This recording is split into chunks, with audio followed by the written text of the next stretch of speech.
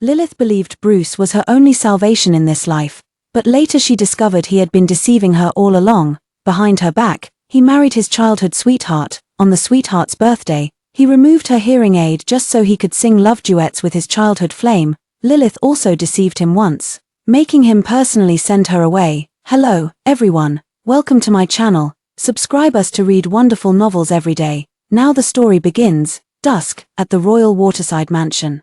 Lilith stood outside the study. Bruce's low, magnetic voice drifted out. Yes, the wedding remains unchanged. Just replace the bride's name with Marsha. Marrying me is Marsha's only wish before her surgery. Just a marriage of convenience, a one-day couple at most. Saving a life is nobler than building a 7-story pagoda. Lilith won't be angry. Besides, she can't hear it anyway, so she won't be troubled. Hearing this, Lilith felt a pang in her chest, her eyes filled with disbelief. Marsha was someone she knew, the sister of Bruce's close friend, who had pursued Bruce multiple times before. Back then, Bruce officially announced his relationship with Lilith. Marsha still declared she wouldn't give up. Bruce, as long as you're not married, I'll chase you to the ends of the earth. Lilith felt uncomfortable at the time, but Bruce told her, Marsha has always been like this since childhood. She's just joking. She didn't pay it any mind then. Which is why her heart now aches so badly she can barely breathe. Bruce hung up the phone and turned to see Lilith's pale face, his eyes visibly flinching. His gaze calmed when he noticed she wasn't wearing her hearing aid. He signed, Lilith, when did you get back? Lilith had suffered hearing damage from a childhood car accident and could only communicate through sign language without her hearing aid. Bruce signed fluently, having learned it specifically for her. Lilith suppressed her surging emotions. Just got back. Bruce felt completely relieved and handed her an exquisite box. I'm sorry, the hospital has been busy with patients lately, so I haven't had much time to spend with you. Lilith clenched her fist and silently stared at him. Bruce had been very busy with work lately, and she knew it, because Marsha sent her daily snapshots of their time together. There were photos of them sharing the same lunchbox.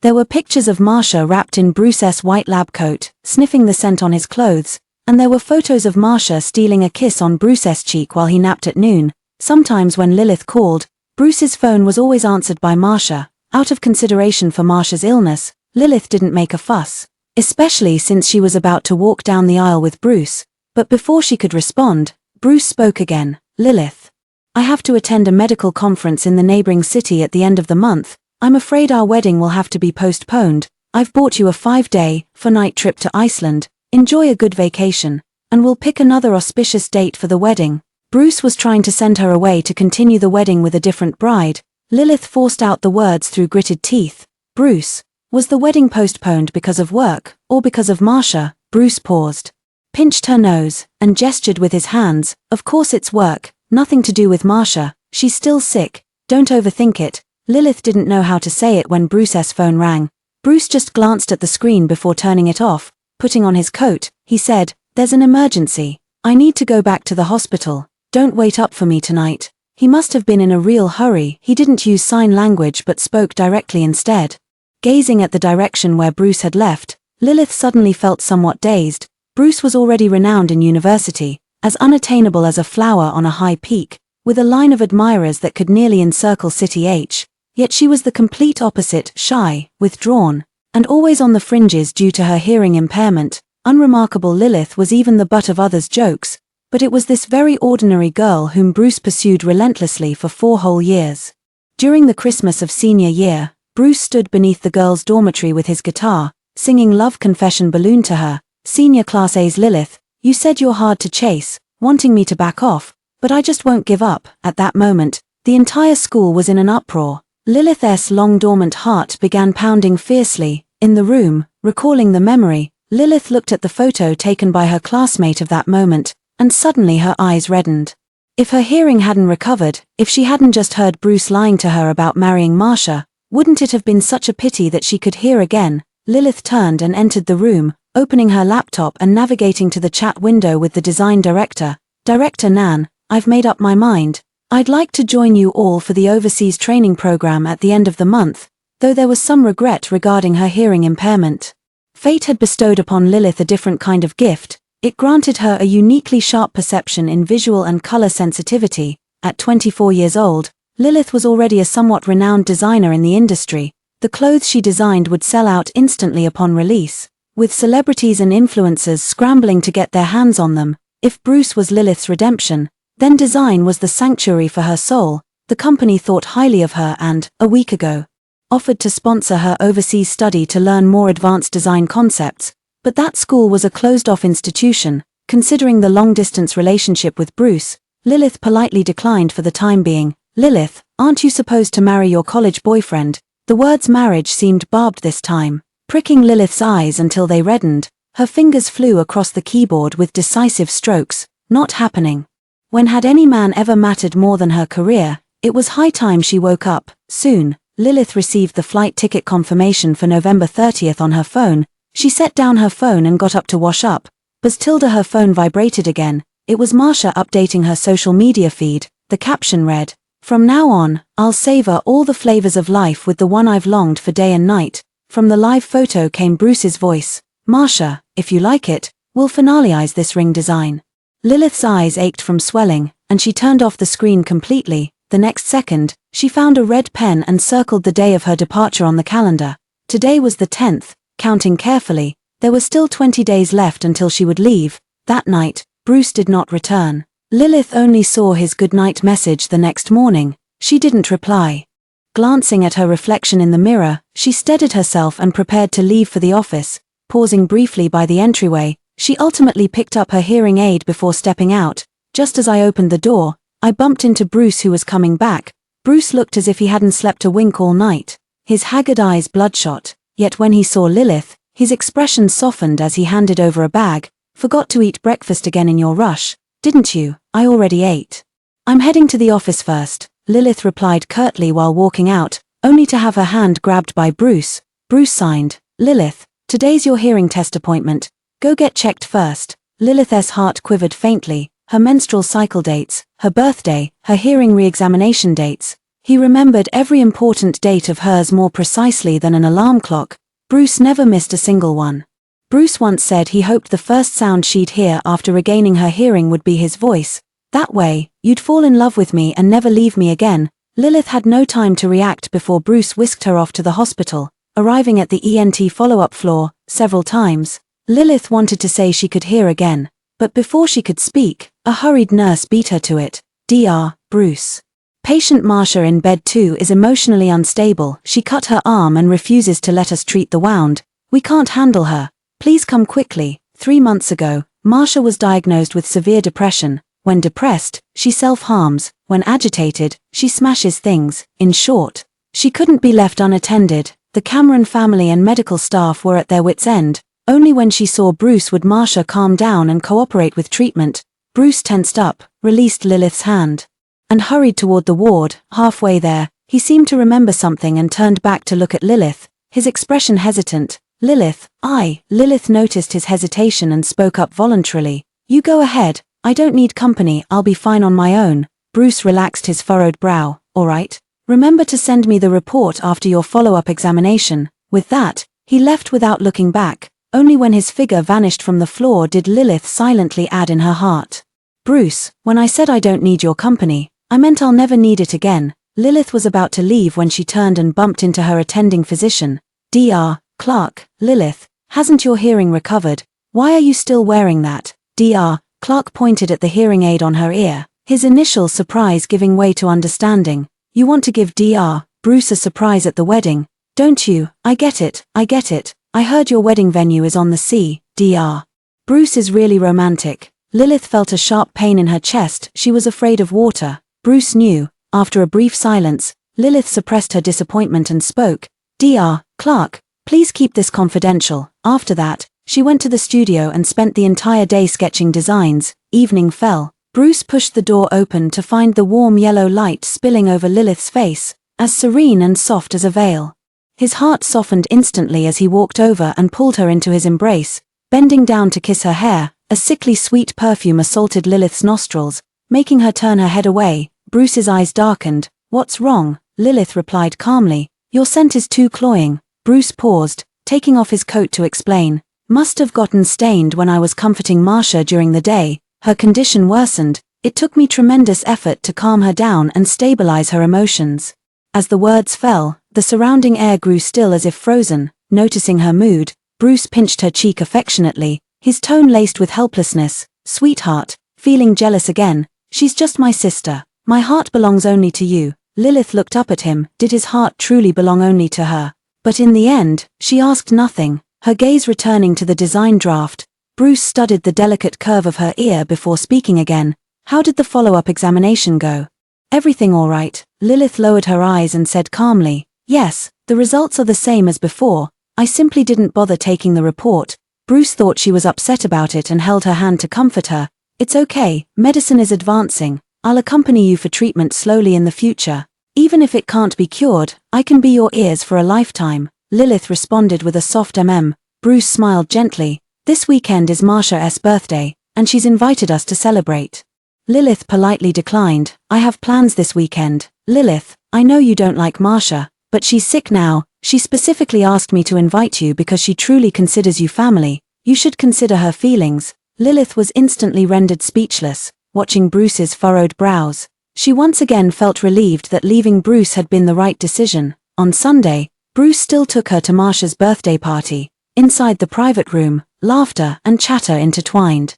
All from people Lilith didn't know. "Bruce, Lilith, you're here, wearing a birthday hat." Marsha smiled brightly. No one would have guessed she was suffering from severe depression. Lilith handed over a gift. "Happy birthday." Marsha casually took it and set it aside, then pulled Bruce away with her. Lilith was left standing there until Marsha's brother Dan walked over to explain. "I have no sense of aesthetics. For birthday photos every year, Marsha always has Bruce help pick them."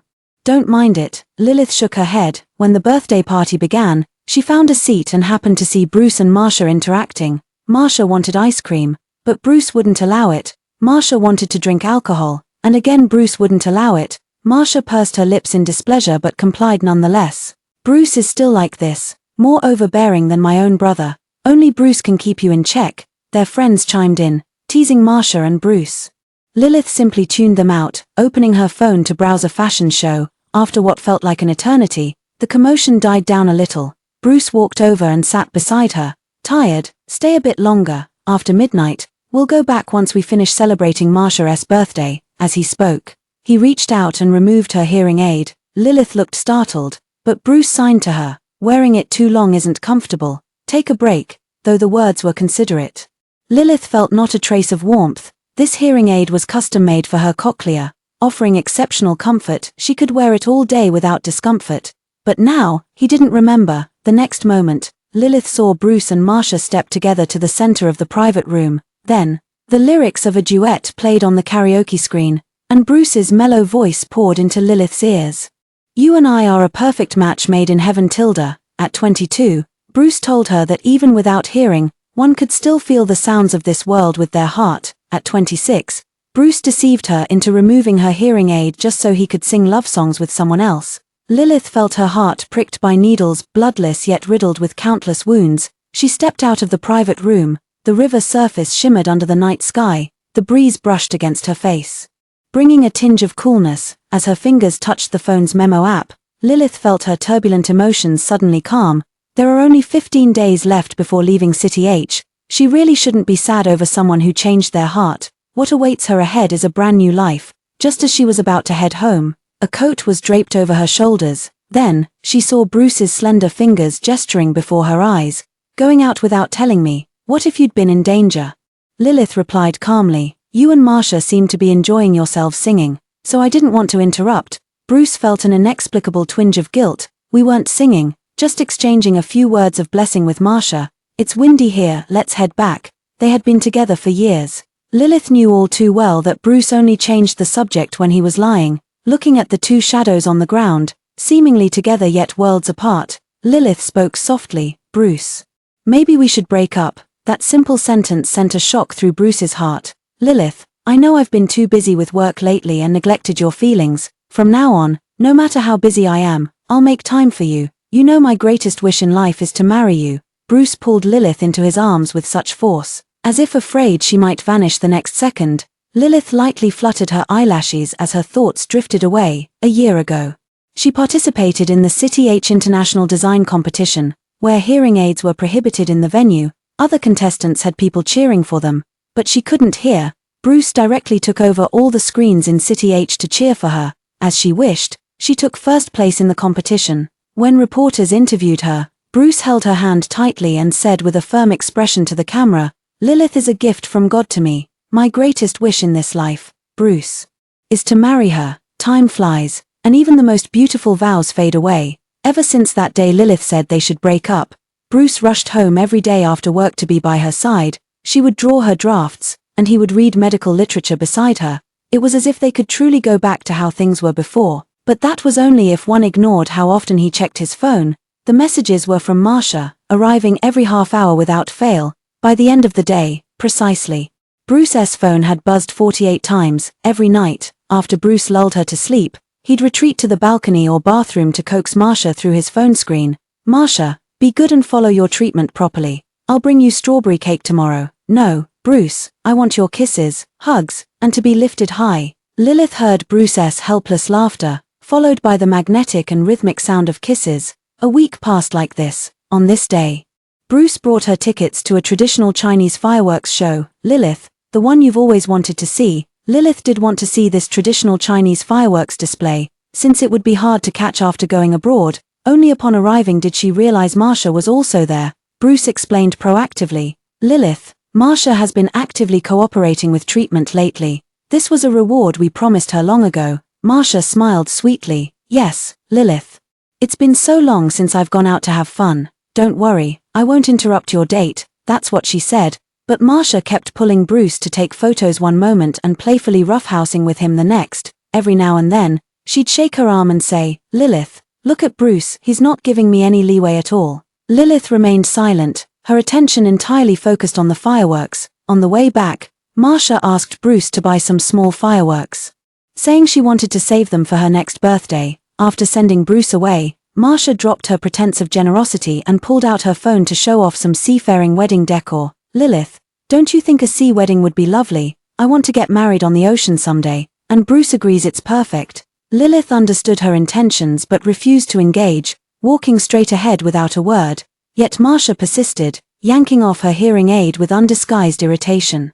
"You can hear but won't answer, pretending to be deaf. Then why did you make Bruce buy you hearing aids?" Lilith frowned and reached out to snatch the hearing aids. At that moment, a car came speeding down the road. Returning, Bruce saw this scene and immediately shouted, "Lilith, Marcia, get out of the way." Lilith reacted swiftly, stepping back just in time to avoid the vehicle. Meanwhile, Marcia was shielded in Bruce's embrace. As their eyes met, Bruce noticed Lilith wasn't wearing her hearing aid, his pupils contracting sharply. "Lilith, can you hear now?" Compared to Bruce's look of shock and delight, Lilith remained completely expressionless. She even felt a faint urge to laugh inside during the car accident. Her so-called boyfriend Bruce had instinctively protected the girl he called his little sister. Meeting her icy gaze, Bruce felt a jolt in his heart. Realizing the situation, he hurriedly began to explain. "Marcia was closer to me." I know," Lilith cut in quickly. Bruce had just relaxed when his expression tensed again. "Lilith, since when could you hear?" Lilith didn't miss the fleeting panic on his face. She still spoke calmly. Just now, perhaps startled by the honking, Bruce felt the tension in his heart completely dissolve as he took her hand. "Let's get you checked first. Bruce, could you take me back to the hospital? I'm feeling a bit dizzy." Behind them, Marcia spoke weakly, her words barely out before her body swayed and began to collapse backward. Bruce reacted instinctively, catching Marcia before she fell. He looked at Lilith, his face showing hesitation. Lilith could see through Marcia's clumsy acting, but she no longer cared. "It's so late. The ENT department is already closed. You should take her back to the hospital first." In the end, Bruce carried Marcia away. A long time passed. Lilith finally looked down at the ground. Where the hearing aid had been crushed into pieces by the car, she picked it up and threw it into the trash bin, just like discarding her relationship with Bruce. Then she went home alone. "The moment I got home, a gust of wind blew in from the balcony, flipping the calendar open. It's already the 20th, just 10 more days before I leave." Late at night, Bruce's first act upon rushing back was to ask about her test results. "Still in recovery, just need to rest properly." Lilith repeated what Dr. Clark had advised earlier. Bruce heard this, his dark eyes welling up with tears, the corners of his eyes turning red. He held her tightly, as if confirming the reality of this moment, his voice trembling and hoarse. "Lilith, I've waited so long for this day. Lilith, Does my voice sound different from what you hear with your hearing aid, Lilith?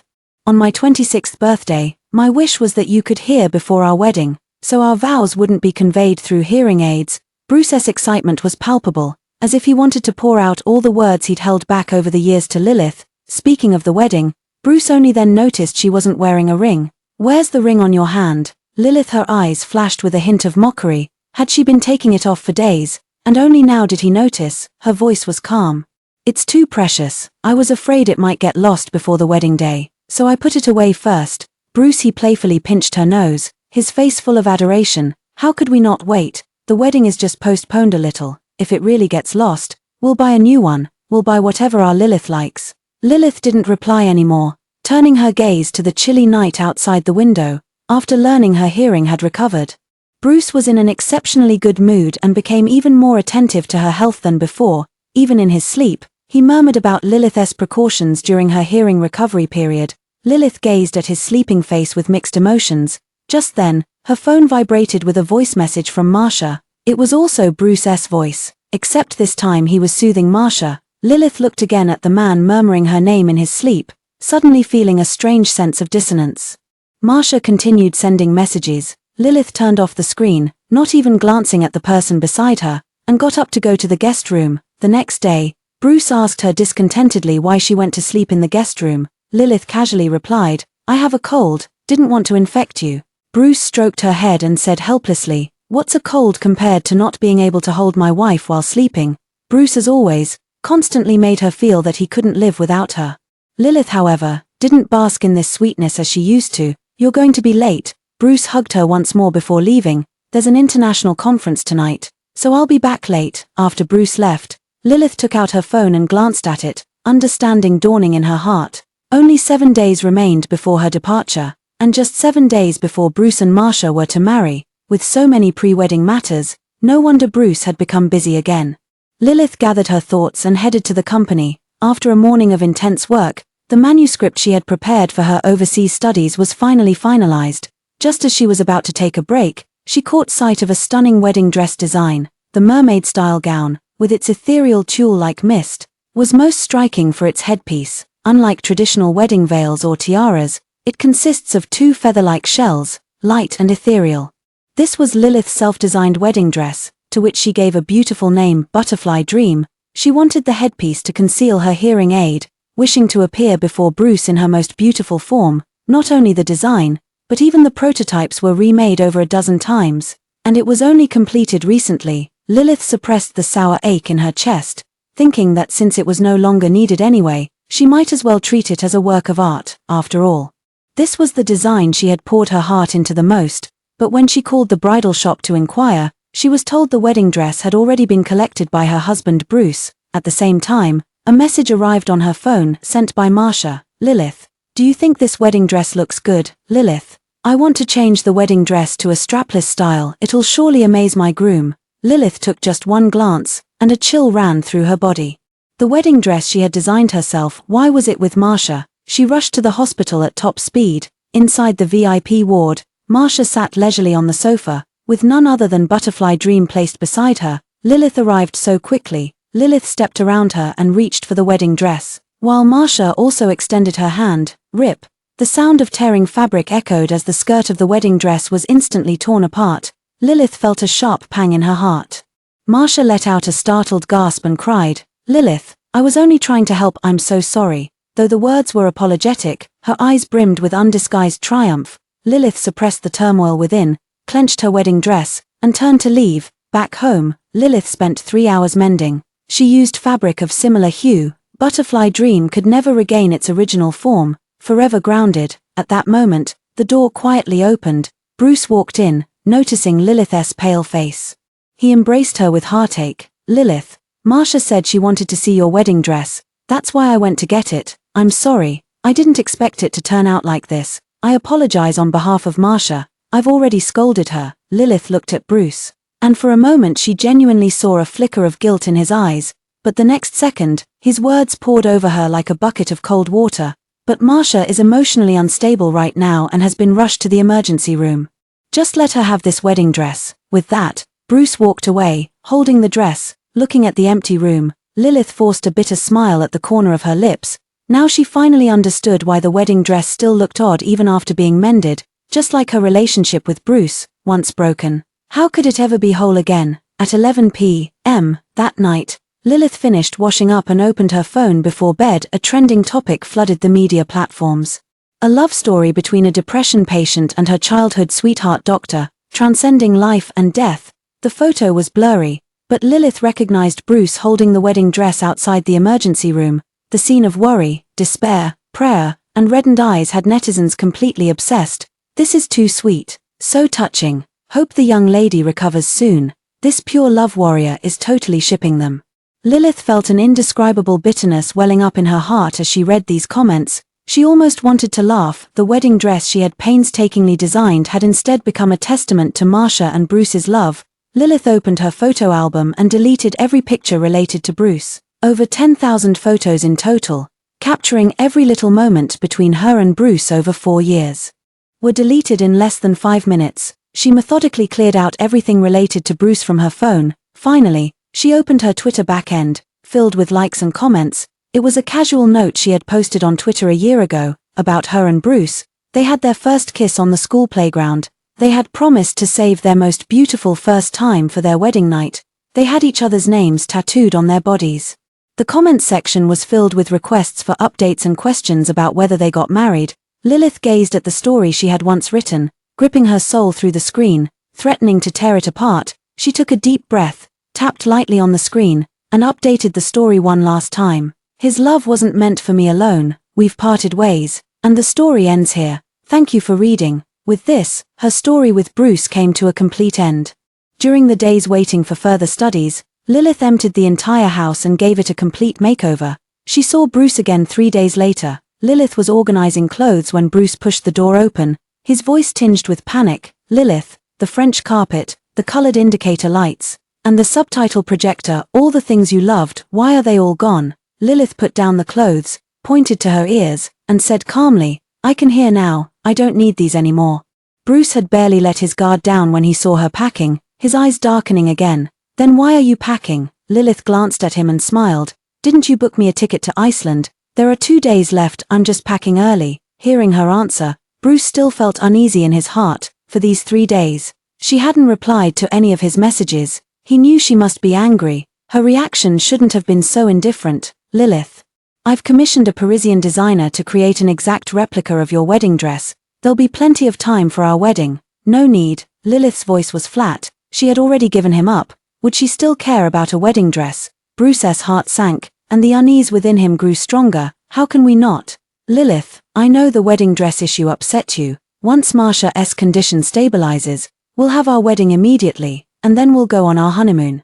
You mentioned seeing the northern lights in the Arctic and the pyramids in Egypt. How about we go to all of them? Bruce, as if desperately lacking security, said a lot, with an air that he wouldn't stop until she responded. Lilith really wanted to ask, and she actually did. Bruce, since you're so looking forward to our wedding, why postpone it? You said you're busy this month, but you often have time to stay by Marsha's side. Hearing this, the man who had been talking non-stop just moments ago paused. Lilith looked at him with understanding and changed the subject for him. It's because her condition is serious, right? By the way, has she stabilized? Bruce nodded. Yes, in a few days, she'll enter the final treatment phase, and her depression will be completely cured after that. Lilith smiled. That's good to hear. Looking at her radiant smile, everything was clearly progressing according to Bruce's plan.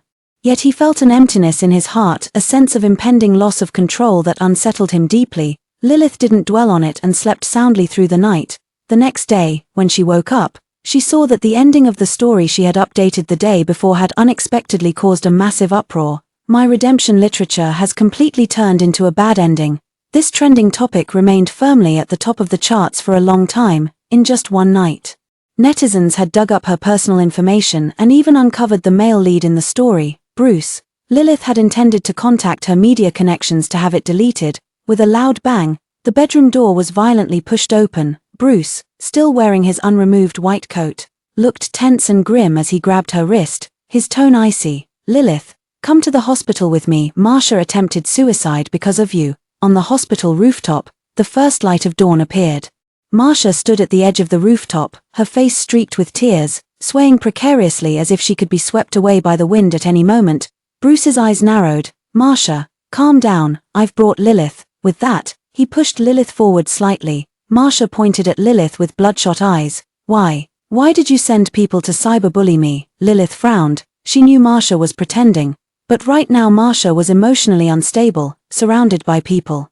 No one would believe her if she spoke the truth. Marcia, I didn't send anyone to cyberbully you. Come down first. We can talk this through. Marcia shrieked hysterically. Then go explain it. Go tell them I'm not the other woman. As the words fell, all eyes turned to Lilith, and urging voices rose one after another. A doctor in a white coat said, Miss, please explain quickly. This is a matter of life and death. A firefighter's voice also chimed in. Ms. Lilith, time is of the essence.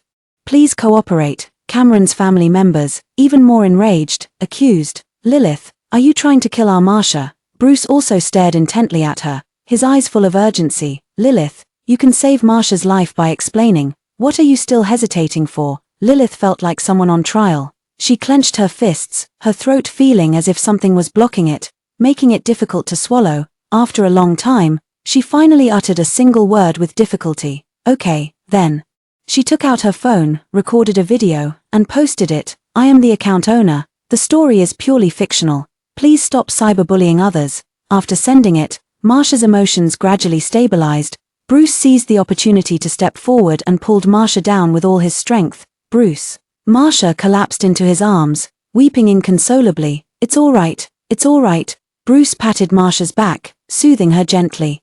Everyone breathed a sigh of relief and stepped forward to comfort Marcia. Lilith slipped away from the rooftop like a presence overlooked by everyone. Within half an hour of the video being posted, public opinion completely reversed, from initially cursing Marcia as the other woman, to now condemning Lilith for deliberately seeking attention and stirring up drama. Some even used her hearing impairment as a weapon against her, when she went out to mail something. Someone nearly threw sulfuric acid at her. At the critical moment, Bruce took off his coat and shielded her in his arms. Back home, Bruce nervously checked every inch of her skin, only relaxing after confirming there were no injuries. Lilith, don't go out for a while. Lilith just looked at the calendar beside her and softly replied, It's fine, I'm leaving tomorrow anyway. A wave of guilt washed over Bruce. I've put you through so much. After Marcia finishes her last treatment tomorrow, I'll go with you and explain everything clearly. Bruce said a lot, but Lilith couldn't hear him anymore. How could she have ever thought Bruce was her salvation? He was clearly just a deeper abyss, hurting her heart and soul. She spent her last day in City H alone. On the day of her departure, Bruce personally drove Lilith to the airport. Before checking in, Bruce had been telling her about the local cuisine in Iceland. Icelandic ice cream is very famous. You can try it when you get there, and the local lamb soup is also very distinctive. Lilith listened quietly, without responding. The airport announcement sounded at the opportune moment, urging passengers to board. Lilith said nothing, slowly turning away. Watching her receding figure, Bruce felt an uncontrollable panic surge in his chest and couldn't help calling out, Lilith, when you return, we'll get married immediately. Lilith paused mid-step, smiling softly as she murmured, Bruce, goodbye, you deceived me once, and I've deceived you once, now we're even. 10 minutes later, instead of going to Iceland, she boarded a plane to the United States. After boarding, she opened Twitter and wrote down everything that had happened. Although she was no longer in the country, she still felt the need to clarify things that were unfairly attributed to her. The release time was set for 1 hour later, at the moment Bruce and Marcia's wedding began. After editing, Lilith saw the pre-wedding rehearsal video that Marcia posted on her Moments. She never imagined that the beaming man in the white suit from the video, Bruce, and the one who came to see her off this morning, Bruce, were the same person. She chuckled, gave a like, then opened the chat window with Bruce. She transferred a 666 red envelope, adding a message, Bruce, here's my wedding gift. Happy marriage, I'm letting you go now, without a moment's hesitation after sending it. Lilith blocked them all without a second thought. Under the vast blue sky, where the heavens met the sea, they would no longer have anything to do with her. At the hospital, Bruce and the Cameron family stared intently at the door of the treatment room. Mrs. Cameron leaned against Mr. Cameron's chest, filled with tension and worry. Mr. Cameron looked at Bruce and sighed deeply. Bruce, we owe you this time. If it weren't for your marriage to Marcia, she wouldn't have agreed to the treatment. Dan handed Bruce a cigarette. Yeah, my parents are finally at ease. Thanks, brother-in-law. Bruce frowned slightly and didn't take the cigarette. Lilith didn't like other scents on him. He corrected everyone, saying, "It's just a fake marriage, our terms of address remain the same as before." The Cameron expressions froze for a moment when the treatment room door opened. The doctor came out with a relieved smile. "The treatment went smoothly. The patient's condition is stable, Mr. and Mrs." Cameron immediately followed the medical staff excitedly to see Marcia. Dan didn't step forward. After a moment of silence, he looked at Bruce and said, "Bro, why don't we just make it real? My parents are quite satisfied with you." Bruce frowned slightly, his tone growing heavier. "Dan, don't join in this nonsense. We agreed earlier that this marriage was just to get Marcia to cooperate with her treatment. Besides, my girlfriend is Lilith." Dan's hand holding the cigarette trembled slightly. "You know exactly how Marcia feels about you. She's been like this since childhood." Before he could finish, Bruce interrupted, "I've already told Marcia before I love Lilith deeply. As for Marcia, I only see her as a sister." Dan didn't believe it. "But you've clearly been so kind to Marcia." Bruce spoke in a calm yet firm voice. "Marcia is my patient, and we've known each other since childhood. I've just given her a little extra care, nothing more than that." Dan was about to say something more when Bruce patted him on the shoulder. "From now on, don't contact me about Marcia's matters anymore. Otherwise, Lilith really will be upset. I'll head off first." With that, Bruce prepared to leave this place. "Aren't you going to see Marcia?" Dan called after his retreating figure. "No, I'm heading back first." Bruce didn't turn around as he walked toward his office. Back in the office, the first thing he did was change out of his groom's attire and hang it on the nearby coat rack. During the wedding scene earlier, while looking at that wedding dress, his mind was completely filled with thoughts of Lilith. That wedding dress was truly beautiful, its fabric shimmering with delicate luster under the lights. Especially the headpiece, those two feathered seashells were absolutely the perfect finishing touch, more beautiful than any wedding dress he had ever seen. Marcia did look lovely in it, yet somehow Bruce was certain that dress could only have been made for Lilith. When the lights shone upon it, obscuring the face, for a moment he thought it was the scene of marrying Lilith. The more he thought about it, the more Bruce couldn't help the upward curve of his lips. If it weren't for Marcia, today might have really been my wedding with Lilith. Bruce couldn't help but murmur softly. At the thought of Lilith, Bruce's entire expression softened. He suddenly missed her terribly. Has she landed in Zurich by now? Bruce pulled out his phone only to find it had run out of battery. He had just plugged in his phone to charge when the dean called him into a meeting. On his way back, he passed by a hospital room and witnessed a marriage proposal scene inside. Bruce felt a surge of tenderness in his heart. He remembered the time when he proposed to Lilith. His footsteps unconsciously quickened as he returned to the office.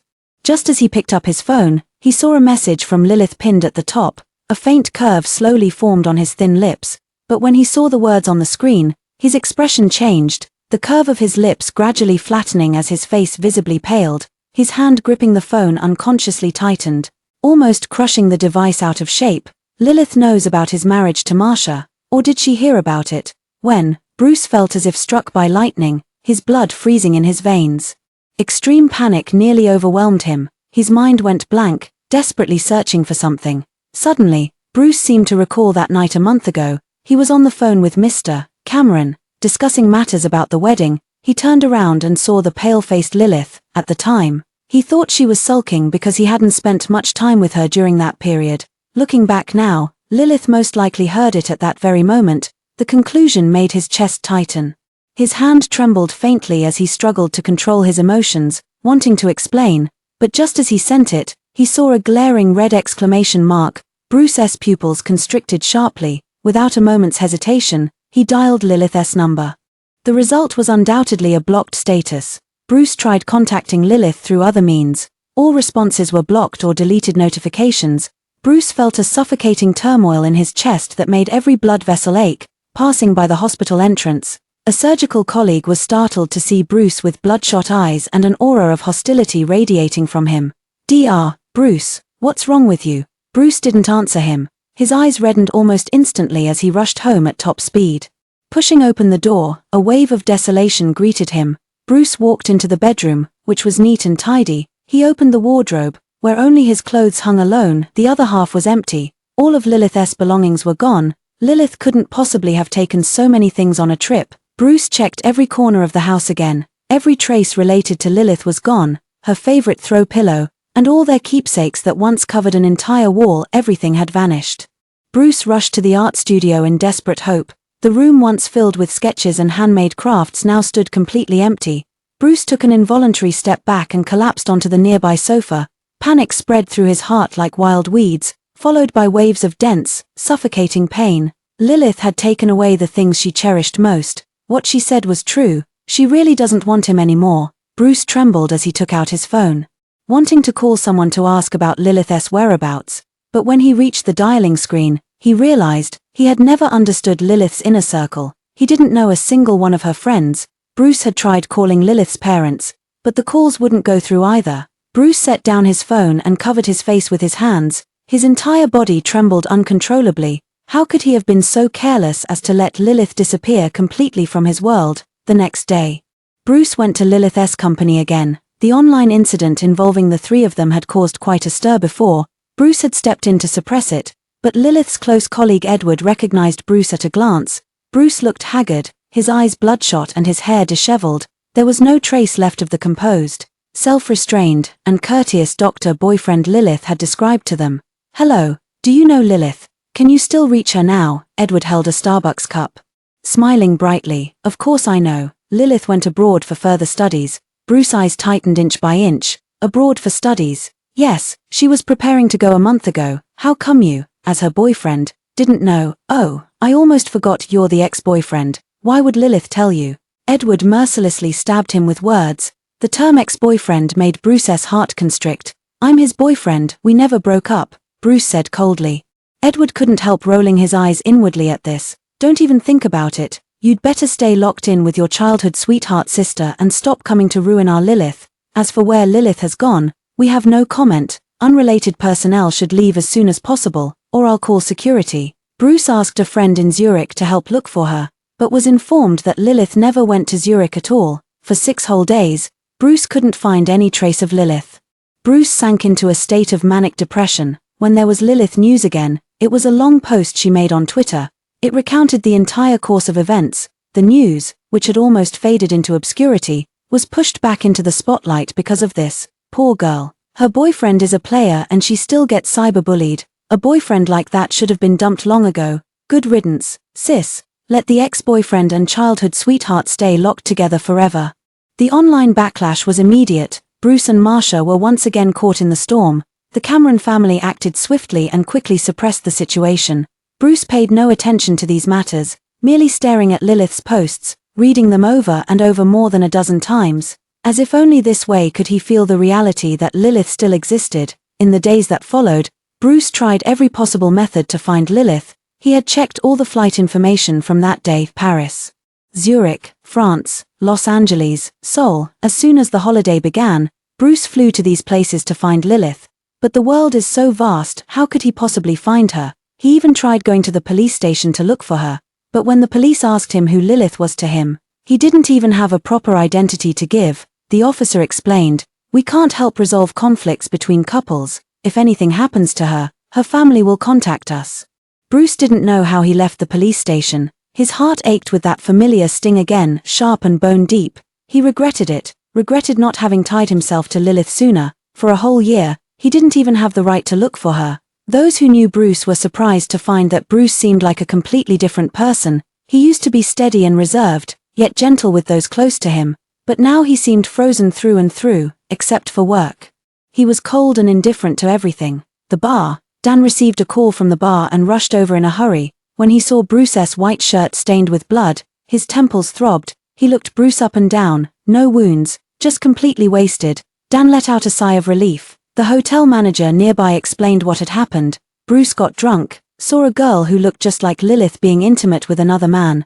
Bruce beat up that man. After hearing the whole story, Dan was at a loss for words. Dan handed the compensation money to the manager. He picked up the completely drunk Bruce and took him home. Dan and Bruce grew up as close as brothers, but in all these years, it's rare to see Bruce get this drunk. The last time was when Bruce successfully pursued Lilith.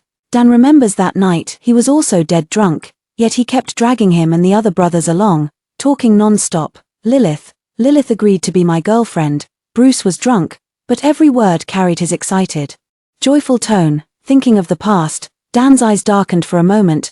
Dan threw Bruce into the back seat, then took the driver's seat to send him home. Throughout the journey, Bruce kept murmuring the name Lilith, along with some unspeakable words. Dan, after much effort, finally got Bruce home. Dan supported him while asking, "What's the passcode?" Bruce said drunkenly and intermittently, "Lilith's birthday, Lilith's birthday." Repeat this phrase, but without a specific date.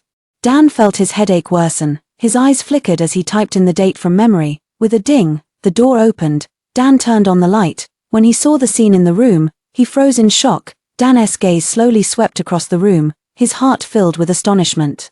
When he had come here half a year ago, the place had been spacious and cold, devoid of any superfluous decorations, but now it was completely the opposite. Lights flickered in various corners of the room, with subtitles flashing in many places. The carpet is soft, and all the sharp corners on the tables and tea tables are padded.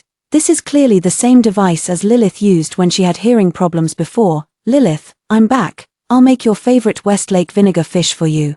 Bruce's deep voice brought Dan's thoughts back. The man who could barely walk straight yet kept insisting on going to the kitchen to make Westlake vinegar fish. Dan had a terrible headache. He had no choice but to support Bruce to the bedroom. Every step on the stairs triggered a prompt to appear. Dan became even more certain this room was completely designed for someone with hearing difficulties. Dan tossed Bruce onto the large bed and casually pulled the blanket over him. Dan caught sight of several white medicine bottles on the nightstand but assumed they were just sleeping pills. Giving them no further thought, after leaving the room, Dan saw someone who shouldn't have been there. Dan's face darkened instantly. "Marsha, what are you doing here?" Marsha had followed Dan ever since he rushed out after receiving that phone call. Ever since she recovered from her illness, Bruce had been avoiding her. No matter what excuse she used, Bruce refused to see her. She even went so far as to invoke Mr. Cameron and Mrs. Cameron. Bruce politely declined as well.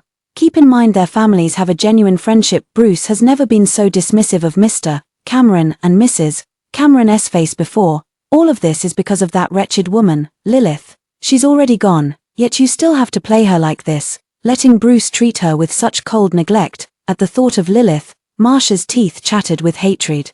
The venom in her eyes was completely unconcealed. Dan saw her expression and his eyes turned cold again. "Marsha." Marsha snapped back to reality, unwilling to acknowledge him, and walked straight toward the bedroom. "I'm going to take care of Bruce." Dan grabbed her wrist, his voice icy. "He doesn't want to see you. Go back." "Who says I'm going to take care of Bruce?" Dan had a strong grip. Marsha winced in pain and slapped Dan's hand hard.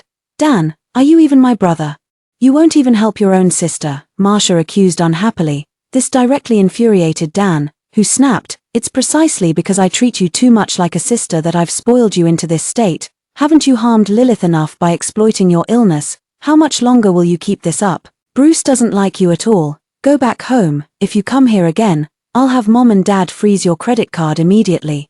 Something in those words must have struck a nerve with Marsha. Marsha stopped struggling and shrieked sharply, "You're right, it's all because you spoiled her. Did you think I didn't know? You like Lilith too, brother. Do you really think I don't know? You're lusting after your own brother's girlfriend." Hearing this, Dan's pupils instantly constricted. Marsha saw his reaction, and the mockery on her face became even more pronounced. "You've liked Lilith for a long time. Don't think I don't know. Your computer wallpaper is even a photo of Lilith." Marsha's voice was sharp and clear, ruthlessly tearing away the veil of shame Dan had buried deep in his heart. "That pink hair clip on your desk in the room also belongs to Lilith, doesn't it? You've kept that hair clip for a full 3 years. Dan's body gave a slight tremble, a flash of panic crossing his eyes. "Every time you accidentally leak Bruce's whereabouts to me.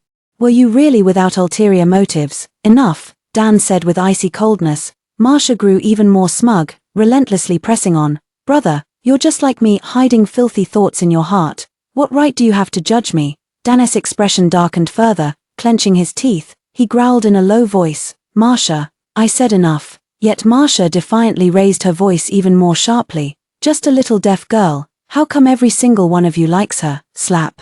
A crisp sound reverberated through the silent air. Marsha was stunned by the slap, tears welling up in her eyes, covering her face, her expression filled with grievance and resentment.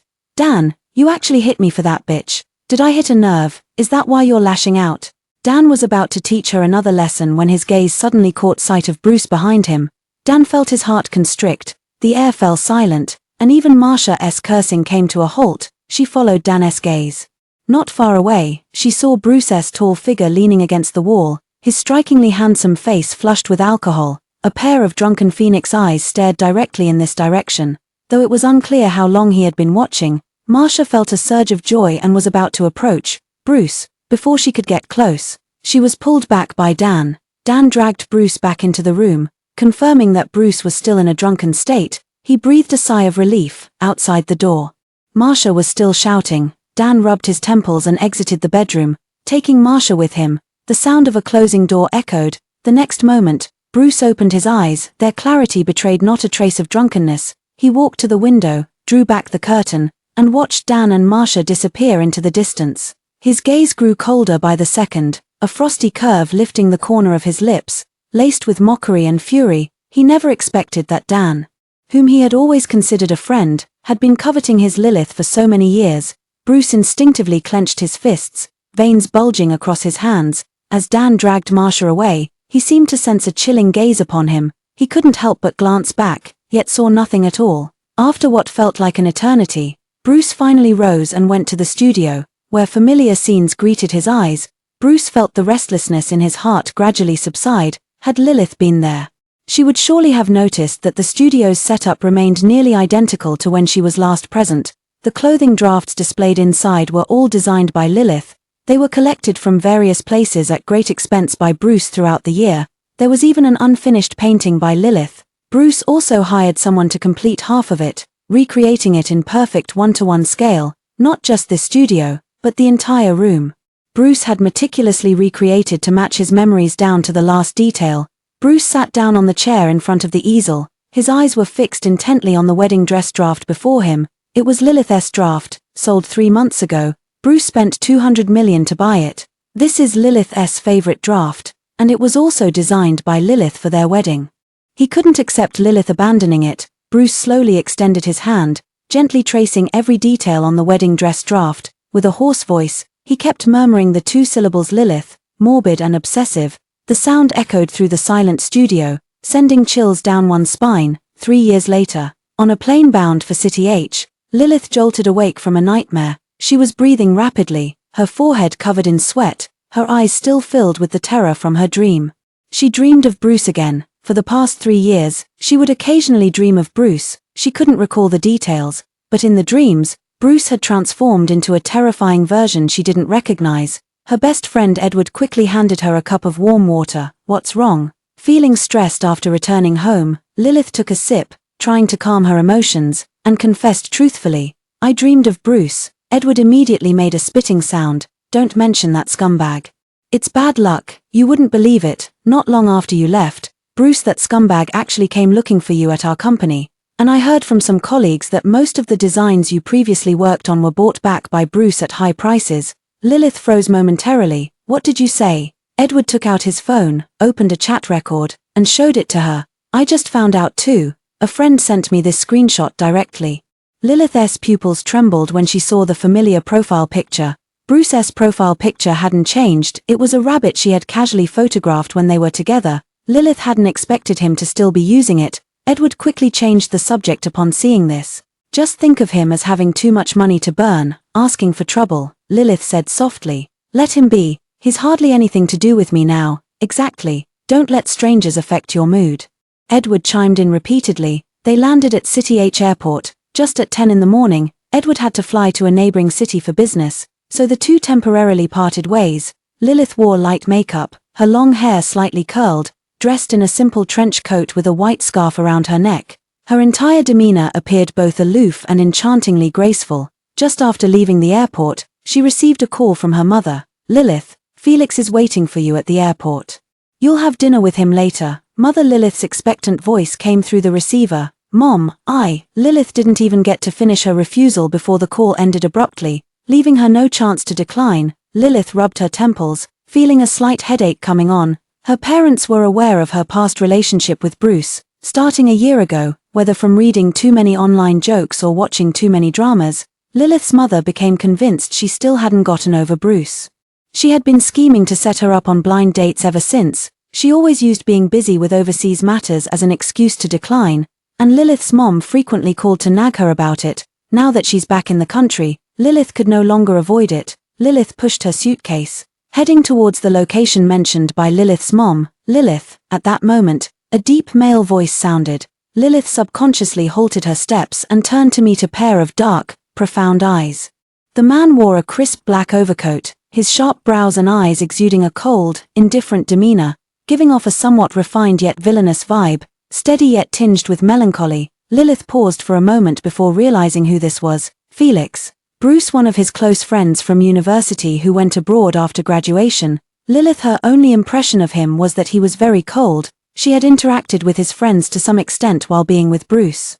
Bruce's other friends were all polite to her, but Felix seemed to particularly dislike her. Lilith never expected to encounter someone connected to Bruce on her very first day back in the country. She pressed her lips together, reluctant to have much interaction with Felix. After all, she and Bruce had already broken up. Lilith merely gave a polite nod and walked away. Yet, in that fleeting moment as they passed each other, Felix's slender fingers pressed down on her suitcase. A deep, icy voice spoke. Lilith, I'm your blind date. Meanwhile, at the airport exit, Dan and Bruce stood at the exit.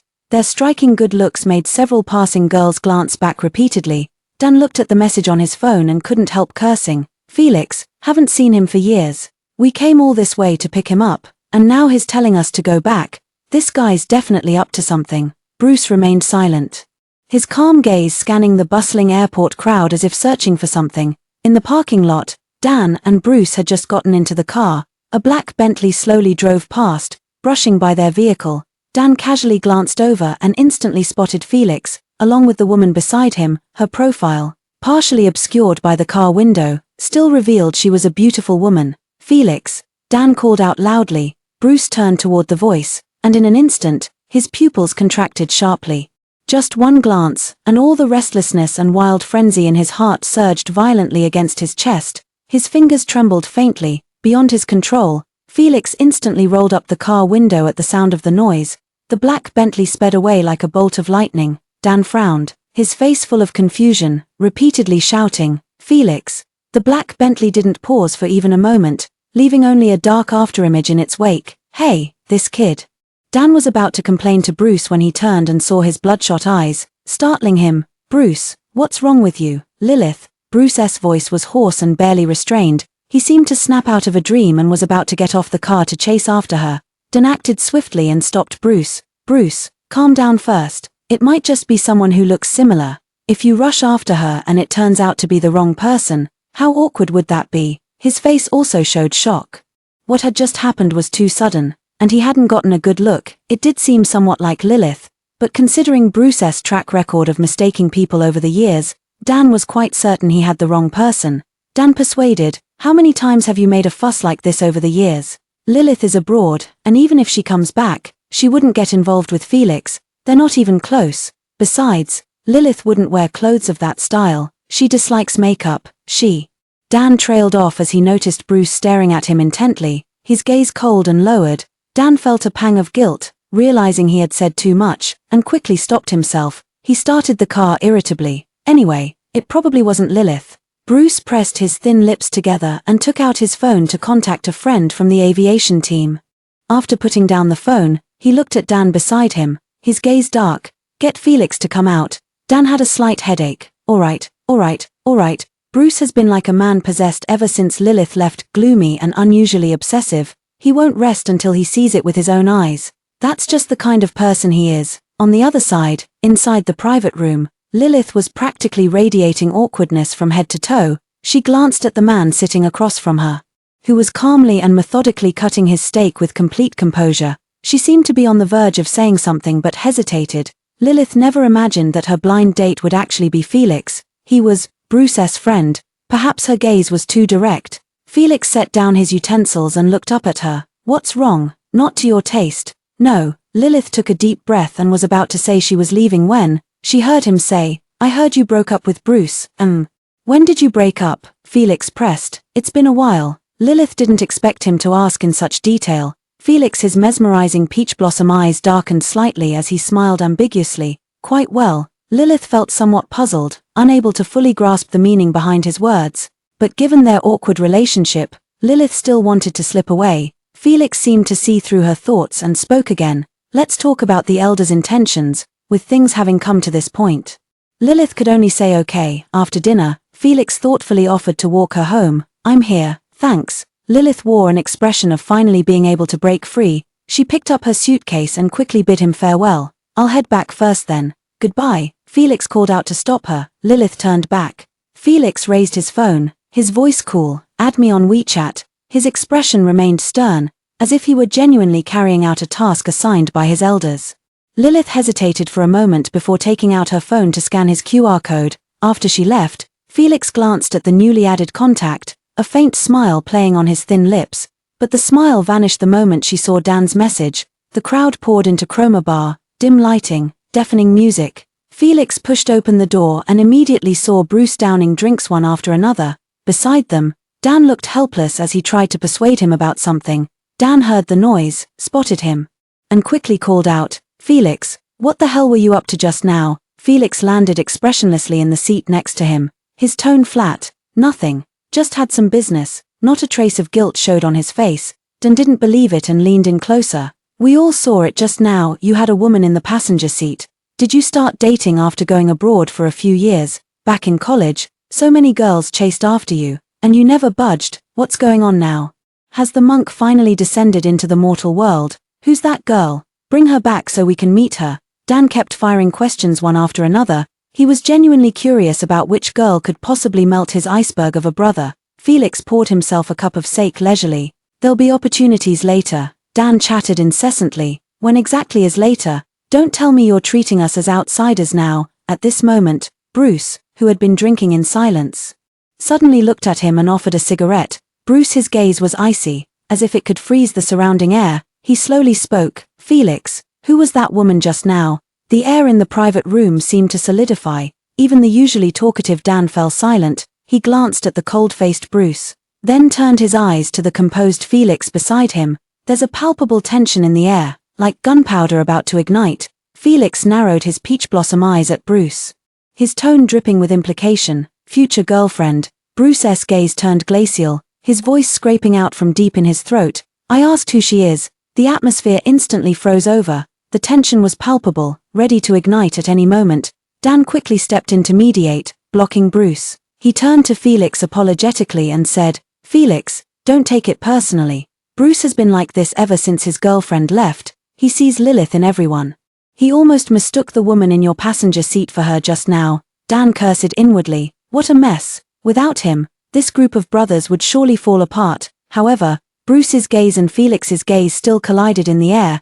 It seemed both were trying to discern something from each other's eyes. After what felt like an eternity, Felix was the first to look away. He snapped the unlit cigarette in his hand and tossed it into the wine glass. Bruce, next time, don't mistake someone else for me. You might scare my girlfriend. I've got things to do. I'm leaving first. Felix dropped this line and got up to leave. No matter how Dan called after him, he didn't turn back. The door closed, leaving only the two of them in the private room once more. Dan complained, this Felix, after coming back from abroad, has grown quite distant from all of us. Bruce remained silent, lighting the cigarette in his hand. Pale blue smoke veiled his stern profile. Like a beast lurking in the night, he looked somewhat desolate. Dan sighed and patted his shoulder. You too. With that accusatory tone earlier, anyone would feel uncomfortable hearing it. Felix finally got a girlfriend, and you made things awkward for everyone like this. Bruce, you really need to fix this habit of seeing everyone as Lilith. People who don't know better would think you're sick, like you've got delusions. At the mention of sick, Bruce's hand holding the cigarette paused. At the same time, Bruce's phone buzzed. Found it. This morning, the person you're looking for was indeed on flight G3657 arriving at City H. Lilith had built up her own nest egg over the years abroad through design commissions. Before returning home, she'd already purchased a fully furnished villa in City H. After returning home, she reassured her parents and briefly mentioned her interactions with Felix today. Lilith's mom asked nervously, since you think Lilith is good, why not continue? Maybe, Mom, he and I aren't really compatible. Lilith cut her mother off before she could finish speaking. On the other end of the line, Mrs. Lilith's voice changed, tinged with worry and urgency. Lilith, be honest with me, are you still hung up on that ex-boyfriend of yours? Lilith, you're not traumatized or emotionally closed off, are you? Lilith's mom launched into her suffocating brand of concern again. Lilith's head began to ache again, so she hurriedly replied, then I'll give it a try first. After placating Lilith's mom, Lilith collapsed onto the soft bed, her gaze vacant, her thoughts in turmoil. 2 minutes later, she opened WeChat and found the chat window with Felix. Felix's profile picture was a cherry blossom. Pink and white, very beautiful. The profile picture didn't quite match his aloof and indifferent demeanor. Lilith tapped on the screen, succinctly expressing her current disinterest in dating. After sending the message, the person on the other end never replied. Lilith set down her phone without giving it another thought. She thought Felix might also be under pressure from his elders, and perhaps he hadn't taken the matter to heart either. As far as Lilith was concerned, this chapter was closed. But she didn't expect to run into Felix again the next day while discussing collaboration details. The assistant said with a smile, "Ms. Lilith, this is our Mr. Felix. You can discuss the clothing details and ideas directly with Mr. Felix." With that said, the assistant tactfully withdrew. The entire office was now left with just her and Felix. Lilith felt so awkward her scalp tingled. Summoning her courage, she spoke up, "Mr. Felix, do you have any thoughts about this fashion show? All your design drafts look good. Go ahead with your ideas, and I'll let you know if there are any issues." Lilith, so why did you call her over today? She never expected Tia's president to actually be Felix. Felix, dressed in a perfectly tailored black suit with an aristocratic air, said something rather startling. "Don't be nervous, we'll have plenty of time to get acquainted in the future." Lilith, what do you mean? She pursed her lips and hesitated before speaking. "Mr. Felix, did you see the message I sent you last night?" "I did." Felix's voice remained as calm as ever. Lilith let out a sigh of relief. So his mention of prolonged contact must have been referring to work matters, right? Before the weight in her heart could fully lift, she heard him say, "You have the right to reject me, but I also have the right to pursue you." Lilith instantly widened her eyes, looking at him with disbelief. Felix met her gaze just as openly. He looked completely serious. Without a trace of jest, Lilith stammered, took a deep breath, and blurted out as if throwing caution to the wind, "Mr. Felix, I used to be with Bruce, and you're his close friend. I don't think our relationship is appropriate." Lilith never expected her to go this far with her words. Felix nodded earnestly with a serious expression before speaking. "He is him, I am me. You've been with him before, but that doesn't conflict with my feelings for you." Lilith returned home. Her mind still in a daze, her thoughts were filled with Felix's words. Lilith felt utterly confused as she took a bottle of ice water from the fridge. It was the autumn-winter season, and the icy water sent a bone-chilling cold down her throat, yet it couldn't calm her restless heart. Lilith still couldn't believe what she had just heard. Felix actually said he liked her. She clearly remembered that whenever Bruce took her to gatherings with friends, every time she saw Felix, he would give her a cold look. It can be said that among Bruce's brothers, he was the one who disliked her the most. She had originally thought Felix was just like everyone else at school, believing she wasn't worthy of the prodigious Bruce. But now, he was saying he liked her. Lilith pondered, her thoughts becoming as tangled as countless threads, impossible to unravel. Feeling her emotions growing restless again, Lilith decided to head to the gym upstairs to calm her mind through exercise.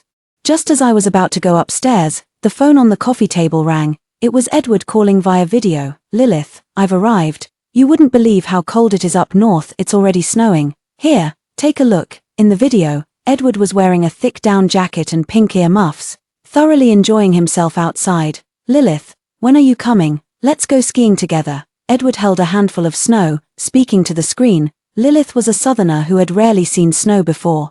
During her years abroad, she had been too busy with her career to properly go skiing even once. Now, stirred by Edward's words, she felt a growing excitement. "After I finish competing in this Hambo Award contest," when it came to the competition, Edward's smile faded slightly as he said with concern, "Lilith, this competition is live-streamed from start to finish. Given how much attention your past with that scumbag stirred up, it might affect you and bring unnecessary trouble." Lilith was naturally aware of this. Her voice was soft but firm. "It's fine. In design, our work speaks for itself. Besides, all that is in the past now, those are all in my past. I won't stop moving forward for the sake of what's behind me." On the other end, Edward heard this, and the smile returned to his face as he said approvingly, "Lilith, you're right, I support you." The two chatted for a while longer. Edward noticed with sharp eyes her unsettled state of mind. "Lilith, what's wrong? Is something bothering you? Did something go wrong with the Hungan group collaboration?" Lilith truthfully told Edward about what happened between her and Felix. After she finished speaking, Edward on the other end remained silent for a few seconds. A sharp voice suddenly burst out. What did you say? No. Wait. Let me process this. Edward's mouth fell open in an O shape. Lilith, you're saying you went on a blind date with your ex-boyfriend's brother. And then he said he wants to pursue you, and now he's still your sugar daddy, so you turned him down, and he still had the nerve to pursue you. Edward barraged her with questions. Lilith lay on the sofa, her voice indifferent. Yes, Lilith, do you think Felix is deliberately messing with you to get revenge for Bruce? After all, you broke up. Bruce kept looking for you. He might still hold a grudge. Edward immediately thought of this. Actually, Lilith had initially thought of the same thing. Felix is the CEO of Hangen. With his status, if he wanted to cause me trouble, he wouldn't need to go through such a roundabout way. It's unlikely. Edward nodded after hearing the analysis. That seems to make sense. There's only one possibility left. What? Lilith asked. He genuinely likes you and wants to pursue you. Lilith, did you have much contact with him before? Edward analyzed for her like an emotional guru. Lilith was about to say she hadn't had much contact when she suddenly remembered what Felix's mother had told her, that Felix was her childhood neighbor and older brother figure, but she had no memory of it. Lilith wasn't sure if this counted, but she told Edward anyway. Edward understood immediately. So your old acquaintances, that explains it. Edward was in the middle of explaining when someone seemed to call out to her from the other end of the video call. Edward responded hastily, saying, Lilith, try to recall more details and let me know. I'll help analyze it for you, but I have something urgent to attend to right now. No sooner had she finished speaking than the call ended abruptly. Lilith lay on the sofa. Having finally vented the words that had been pent up in her chest, and her mind grew considerably calmer, unknowingly, I drifted off to sleep. Dreams of past events surfaced. At age 7, during the first month after losing her hearing, she temporarily stopped attending school to recuperate at home. One by one, the playmates who used to frolic with her began ignoring her. She took out her treasured snacks and toys to win over her friends. The friends accepted the snacks but still refused to let her play with them. She explained to them that her parents had said she would be able to hear someday, but none of them believed her, and some even circled behind her, holding up notes that read "Little Deaf Girl." She couldn't hear what they were saying, but she could see their disdainful, mocking gazes. Under the setting sun at dusk, she sat on a large rock in the park, tears falling drop by drop onto the ground. She also knew very well that hearing aids cost a great deal of money. Though she longed to hear, she had never pressed her parents about it. She could only blame herself. Why hadn't she run farther away back then? Why had she ruined her own hearing? Sobs echoed through the park. Suddenly, a clean handkerchief appeared before her eyes. Lilith looked up in surprise and saw a cold, delicate, and handsome face. Her tears stopped instantly as she stared blankly at the handkerchief before her. She dared not reach for it, but the little boy stubbornly kept holding it up. Lilith hesitated for a moment before finally extending her small hand to quickly take the handkerchief. Thank you. Her voice was very soft, carrying a hint of cautiousness. The little boy said nothing, simply sitting quietly by her side. Lilith lowered her head, thinking to herself that even if he spoke, she wouldn't be able to hear it. The two small figures sat like this under the setting sun for an hour. Lilith had stopped crying and was now staring intently at him. The little boy seemed somewhat unsettled by her gaze. His face remained cold as ever, but the tips of his ears turned faintly red. He casually broke off a small twig and wrote rustling on the ground. Why are you staring at me? Lilith looked at the words on the ground, now sensing that he might be a good person. Her fear of him lessened slightly. Her voice was light, her eyes narrowing into crescent moons. You're handsome. With that said, she continued to stare at him. The little boy's ears turned even redder as he kept writing on the ground with a stick. Stop looking. After finishing, he seemed hesitant, slowly scratching it out with the stick before writing as you wish instead. Lilith looked at the two words and smiled happily. He was different, at least unlike those little friends of hers who used to bully her. From that day on, Lilith would frequently stick to him and play together. 3 months later, her parents did buy her a hearing aid. She could really hear sounds now, though faint and somewhat scratchy. She could hear them. Overjoyed, she rushed to his house to find him, only to discover he had moved away. Weeping, she ran through every street and alley, searching for what felt like an eternity until her voice grew hoarse from calling his name. He wasn't found either. She had never heard his voice, nor did she know his name. All she knew was that he was called Felix. In a sudden shift of scenes, that cold little face gradually overlapped with Felix's aloof and stern features. She encountered Felix again on Bruce's birthday. She had just established a relationship with Bruce and attended as his girlfriend.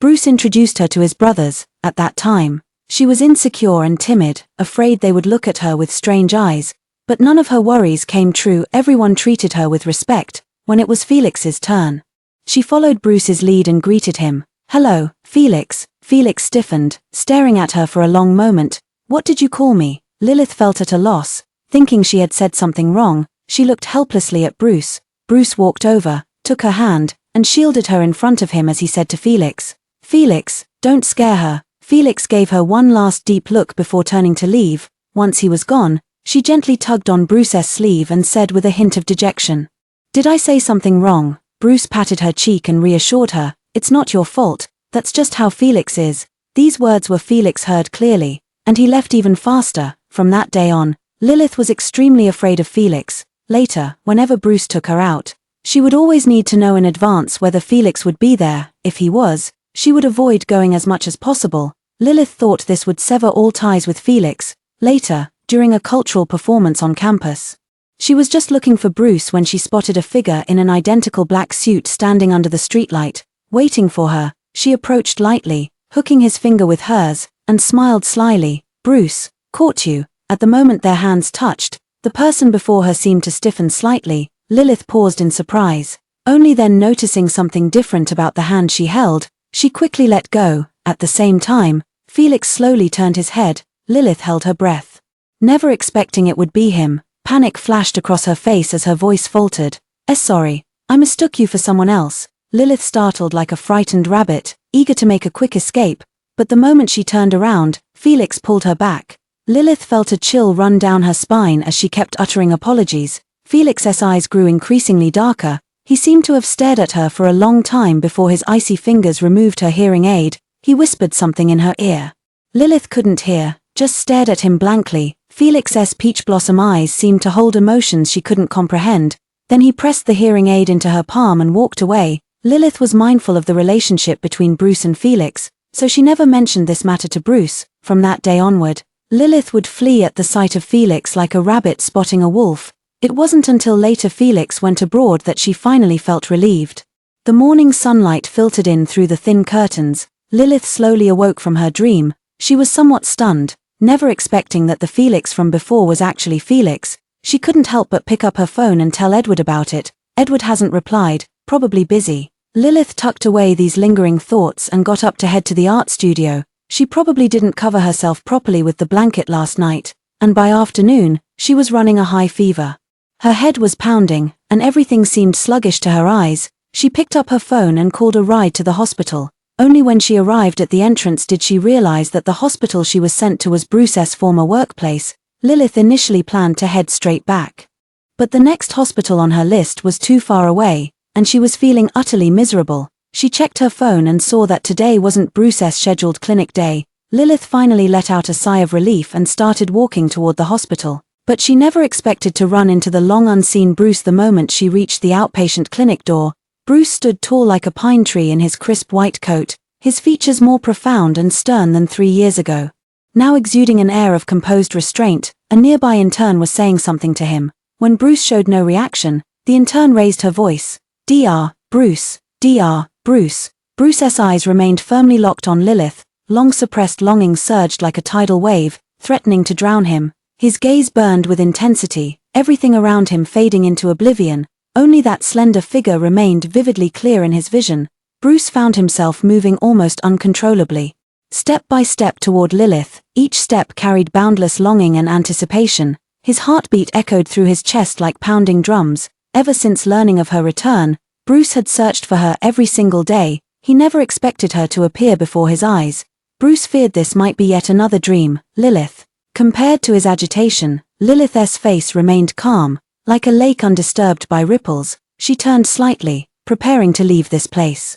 Before she could take more than a few steps, a hand grasped her wrist. "Lilith, it's really you." Bruce's voice was hoarse beyond measure. Lilith lowered her head, looking at the hand gripping her wrist. The familiar touch sent a chill of disgust through her. Her voice was calm and indifferent. "Do I need to remind you that we've already broken up?" At these words, Bruce's breath hitched for a moment, his eyes instantly turning bloodshot. He pulled her tightly into his embrace. The force was immense, as if trying to meld her into his very bones and blood, never to be parted again. "Lilith, I know I was wrong. Please don't leave me. There's nothing between me and Marcia. That wedding was just a sham marriage too. Lilith. Bruce's voice was low and hoarse, murmuring her name in whispers. Each word carried endless longing. The assistant standing nearby was momentarily stunned by this scene. In his impression, Dr. Bruce had always been the hospital's unattainable flower, aloof from women. Composed and reserved, who would have thought he could have such a moment of losing control, appearing so abject? From the conversation, it seemed it was because of an ex-girlfriend. The intern assistant quietly enjoyed the drama and tactfully made his exit. The hospital bustled with people coming and going, the constant noise drawing numerous curious glances toward them. Lilith frowned. Bruce, let go of me. Lilith struggled weakly, but the fever left her limbs limp and devoid of strength. Her struggles were in vain. Bruce held her tightly, as if she would vanish the moment he loosened his grip. Lilith turned pale. Just as she was about to speak, darkness suddenly clouded her vision, and she fainted. Bruce only then noticed her body temperature was abnormal, frighteningly scorching hot. He hastily scooped up Lilith in his arms and rushed toward the emergency room. The sky darkened as dim light enveloped the room. Lilith struggled to open her eyes. And when she finally discerned her surroundings, her pupils suddenly constricted, her blood ran cold, and her breath caught in her throat. This bedroom was the one she had shared with Bruce. The decor was exactly the same. Even the incense in the room was the same crisp sandalwood fragrance as before. Lilith's heart was consumed by fear and panic, as if caught in an inescapable whirlpool. She didn't even have time to put on her shoes as she rushed barefoot through the bedroom door. Downstairs in the dining room, Bruce wore a dark grey loungewear, having just placed a pot of freshly cooked shrimp tail congee on the table. Hearing the movement behind him, he slightly curved his lips. Lilith, your fever has subsided, it's just a common cold, so make sure to rest more and keep warm. This scene made her lose track of time. Lilith felt a tingling sensation on her scalp. Bruce turned his head and, seeing her pale complexion, slightly furrowed his brows. His gaze immediately fell on her fair feet. He let out a helpless sigh and stood up, walking to the side.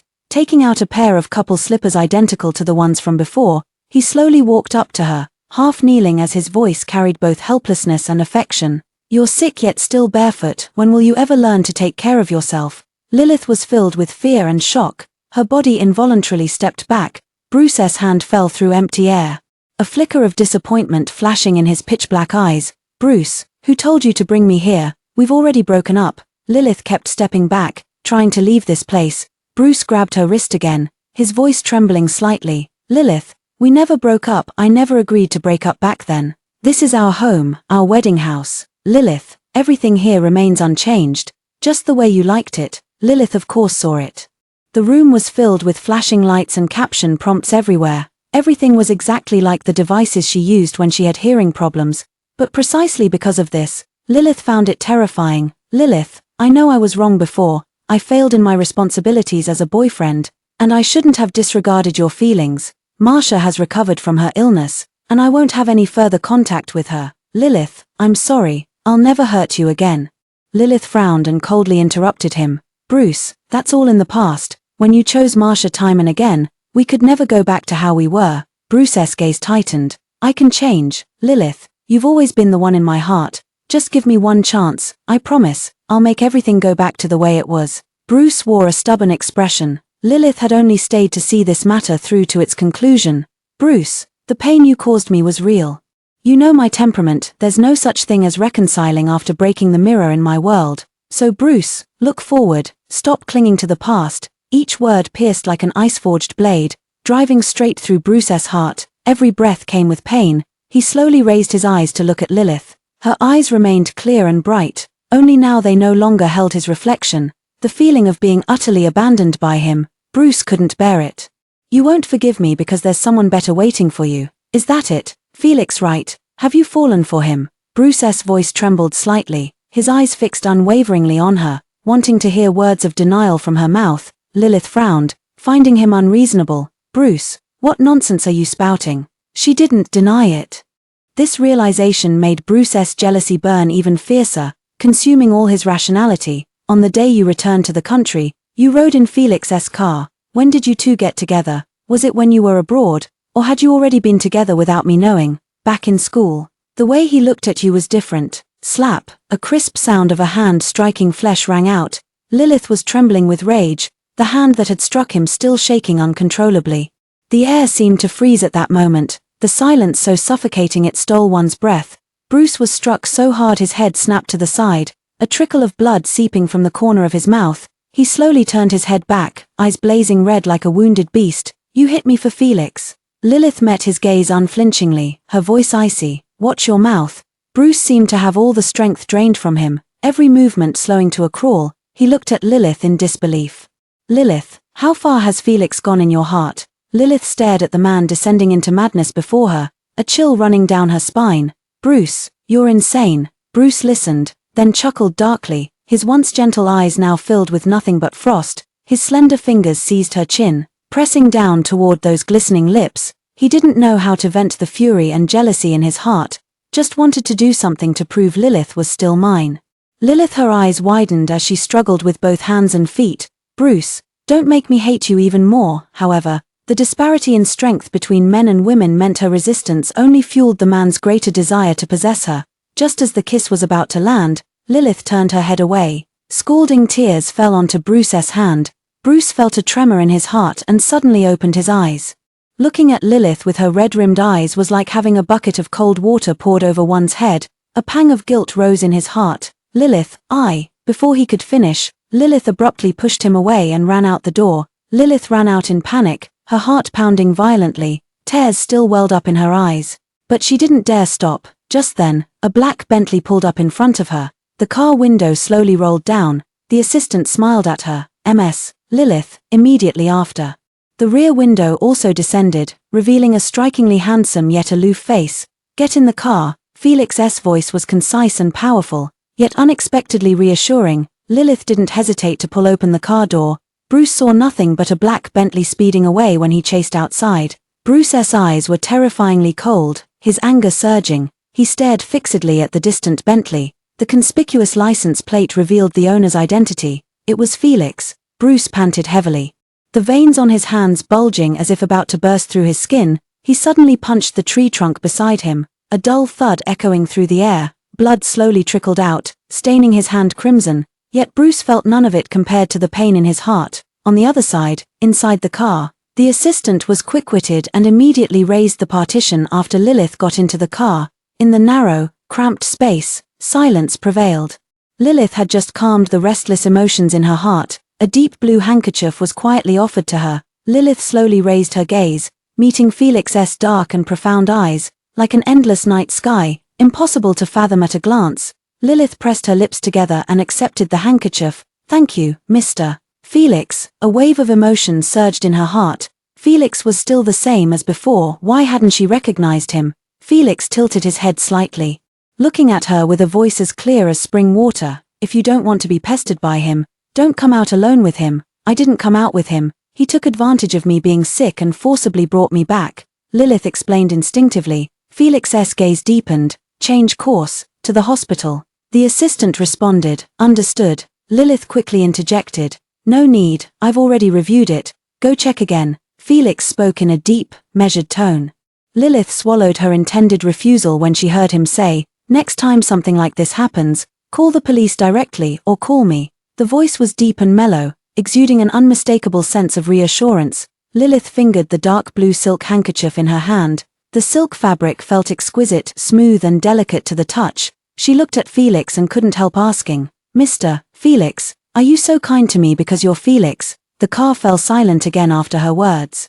Lilith regretted asking the moment the words left her mouth.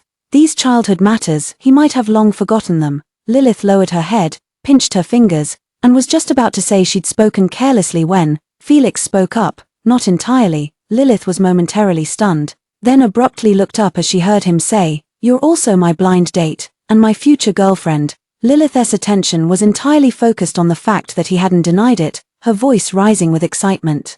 "So you really are my Felix?"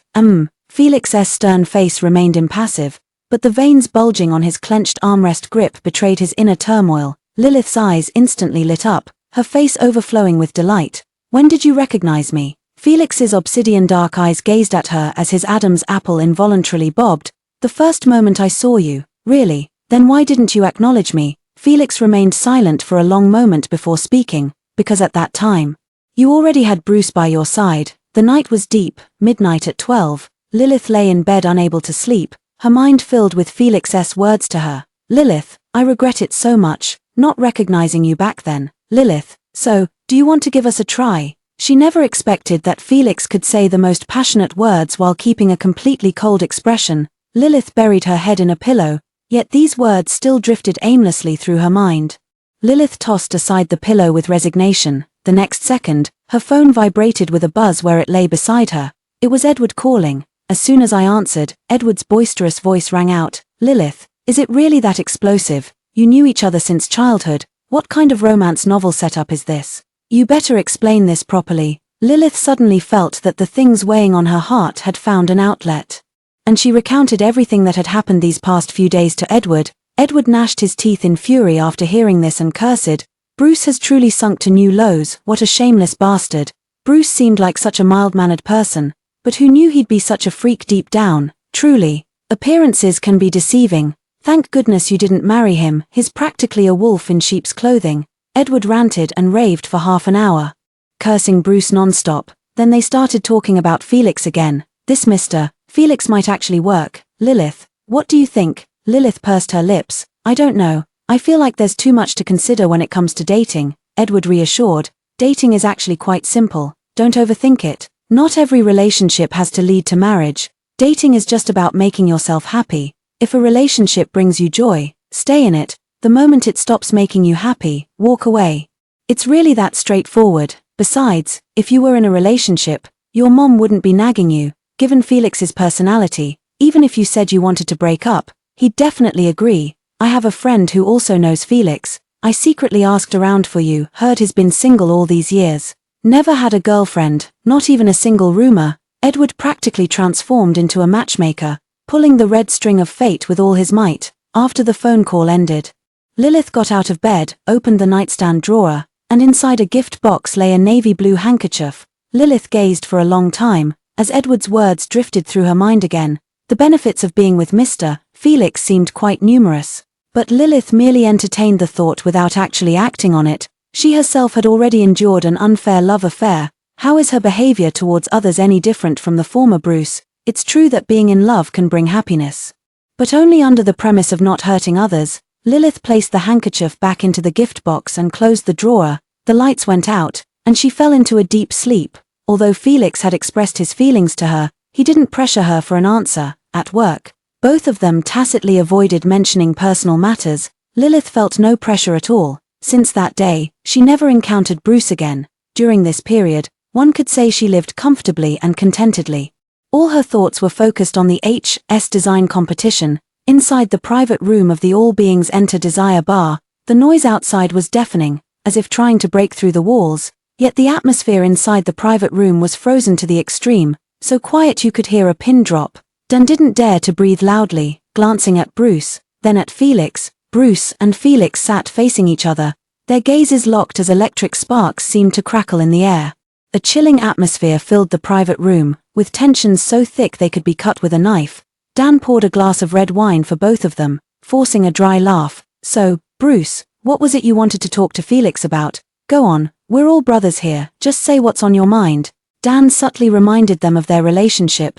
Brothers, they were good buddies. The red wine was poured to the brim, yet neither of them touched it. Bruce lit a cigarette, the pale smoke veiling his cold, sharp eyes. Felix, you don't poach on a friend's wife. Give me an explanation. Hearing this, Dan nearly spat out the wine he had just drunk. Dan coughed violently, his eyes widening instantly. He looked at Bruce and said, Bruce, what are you talking about? What do you mean? Bruce did not respond to him. Dan's usually casual expression turned serious as he asked uncertainly, has Lilith returned? Bruce still didn't answer, his chilling gaze fixed directly on Felix. Felix took a leisurely sip of red wine, ignoring him completely. Dan, after a long silence, Felix finally spoke in a deep voice. You didn't get married. Lilith isn't your wife. Felix's voice was soft, yet it struck straight to the heart. Not having married Lilith had always been a hidden pain in Bruce's heart. Hearing Felix mention it so casually, Bruce felt all the pain he'd suppressed these days erupt instantly. Bruce's face darkened instantly. He abruptly swept the wine glass and bottle off the coffee table before him. The objects above crashed to the ground with a crisp shattering sound. sending shards of glass flying in all directions. Dan startled in fright, staring at Bruce in horror. "Bruce, don't be rash." Felix remained as cold and indifferent as frost, showing not a trace of fear. Bruce glared at him, his eyes terrifyingly fierce. "Dare you say you didn't have your eyes on Lilith back in school? She was my girlfriend at the time. Felix, how despicable of you to take advantage and meddle in our relationship. Do you want to be the other man?" Bruce roared through gritted teeth, nearly spitting them out. His voice was so loud that even Dan choked back his words of mediation in his throat. His eyes widened in shock. He could understand himself. But how could even someone as indifferent to worldly affairs as Felix like this? What kind of situation is this?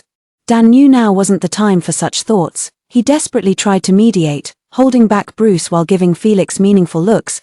Dan piped up to smooth things over. "Bruce, Felix isn't that kind of person. Maybe they met abroad. That's not what I meant. I mean," Dan felt that no matter how he put it, he was in the wrong, because any man would find this situation unbearable. Having your woman stolen by your best friend, who could tolerate that, after all? They'd been friends for so many years. Dan didn't want to make things too ugly, could only hope that Felix would compromise a little. But Felix not only refused to yield, he even dropped a bombshell. "I never interfered when you two were together. Besides, I knew Lilith before you did. If anything, you're the one who came later. That title of homewrecker really doesn't suit me." Felix's voice was frank, as if stating a simple fact. Dan's heart, which had been hanging in suspense, finally sank when he heard those words. He held his forehead, with only two words echoing in his mind. "It's over." Sure enough, the next second, Bruce furiously swung a punch at Felix. Thud, the dull sound of fist meeting flesh resonated through the air. Felix was struck slightly sideways by the blow, a trace of redness and swelling instantly appearing on his cold, stern face. His thumb brushed across the corner of his mouth, wiping away the bloodstain. The usual calm in his peach blossom eyes was shattered, gradually replaced by a hint of ferocity. Bruce wasn't satisfied, his fury driving him to throw a second punch. The fist cut through the air with such force it seemed to tear the surrounding atmosphere apart. But this time, Felix caught the fist. Felix's peach blossom eyes were icy and sharp as they fixed on him. "I took that punch just now. It was what I deserved for the time you were together. But this punch, you can't afford to throw it." With that, Felix threw a punch at Bruce. Bruce staggered back several steps before barely regaining his balance. "You're the one who didn't treat her right, abandoning her for someone else. You've got no one to blame but yourself. You gave her hope, only to disappoint her again. Bruce, how are you any different from those who once looked down on her?" Felix's voice was deep and powerful, each word striking Bruce like a hammer blow. With every word spoken, Bruce's eyes grew redder. In the end, he uncontrollably charged at Felix once more. Two exceptionally outstanding men transformed into mindless beasts, locked in a brutal brawl. The sounds of collisions, shattering glass, and fists meeting flesh frequently echoed through the private room. Dan anxiously shouted from the side, "Stop fighting. Stop it. You two need to stop." No matter how much he shouted, neither of them ceased their blows. Meanwhile, Felix glanced at Dan while taking off his jacket. Felix curled his lips into a mocking smile, pointing at Dan and saying to Bruce, "When you have time, take a whiff of what Dan really feels about Lilith." Dan's face stiffened. Just as he was about to explain, the two quickly tangled in another fierce fight. Dan, he simply got up and went outside to call the hotel manager. The hotel manager was also frantic. But given the status of the two people inside, he didn't dare to intervene, let alone call the police. The hotel manager looked at the assistant. "What do you think we should do?" The assistant was also sweating profusely, not daring to rashly step in to mediate. My mind raced to find a solution. Suddenly, he seemed to have an idea. "Let me try contacting Ms. Lilith." Hearing this, Dan's eyes instantly lit up. "Good, hurry and get Lilith here. Probably only her presence could stop those two mad dogs inside, otherwise, they might not make it out of here alive tonight." When Dan returned to the private room, the two were still fighting. Though both were already injured and blooded, their movements had slowed somewhat, with bruises and bloodstains of varying severity on their faces and bodies. Just as Bruce was about to smash the liquor bottle over Felix's head, Dan's heart leaped into his throat in an instant. He immediately lunged forward, shielding Felix as he urgently pleaded, "Bruce, calm down. Lilith is coming any moment now. Do you want her to see such a brutal scene? Don't scare her." At the mention of Lilith, Bruce indeed stopped what he was doing. A glimmer of clarity seemed to appear in those blood-red eyes. "Lilith," Bruce repeated the voice in his head with a hoarse whisper. with a hint of uncertain hesitation. Yes, yes, yes, Lilith will be here soon. Dan quickly seized the opportunity, repeatedly saying Lilith's name, trying to calm Bruce down. A crisp clang sounded as Bruce's liquor bottle hit the floor. Dan had just begun to relax when he saw Bruce stagger and fall backward. He hurried over to support Bruce. Meanwhile, the assistant quickly helped Felix up from the ground and asked anxiously, "Mr. Felix, are you all right?" The assistant carefully examined Felix's injuries. The injuries were quite severe. Felix wiped the blood from his face without a word, only shaking his head slightly. Bang! Rushing to the scene, Lilith pushed open the private room's door. Inside the dimly lit private room, chaos reigned supreme. Shards of broken glass littered the floor, tables and chairs lay overturned, and the thick metallic scent of blood hung heavily in the air, nearly nauseating in its intensity. All eyes fell upon Lilith. Lilith's gaze swept across the room before seemingly spotting something.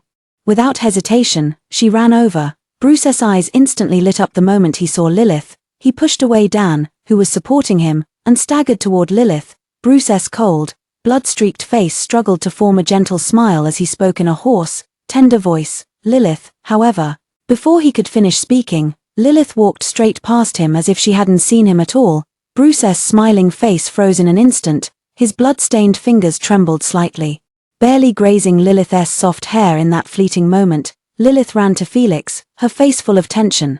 "Felix, are you okay?" The assistant saw her as if seeing a lifeline. Lilith, thank goodness you're here. Otherwise, Mr. Felix's injuries would only be worse today." Lilith examined Felix's wounds, his body visibly covered in blood. She furrowed her brows, full of worry. Felix felt a sudden pang in his heart. He slowly reached out to smooth her furrowed brow. "Don't worry.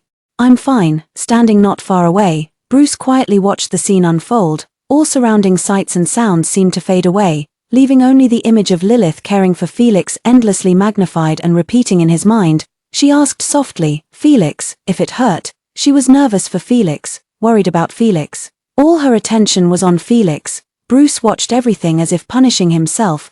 The pain in his body was magnified infinitely in that instant. It had almost reached the point where he could bear it no longer. I don't know how long it had been when I saw Lilith supporting Felix as they prepared to leave. Bruce could no longer hold back and grabbed her wrist. His voice was hoarse, as if roughened by sandpaper. "Lilith, I'm hurt too." Bruce's eyes were filled with pleading, like a puppy abandoned by its owner, utterly wretched. "Let go." Lilith's voice was icy and resolute. "What does your injury have to do with me?"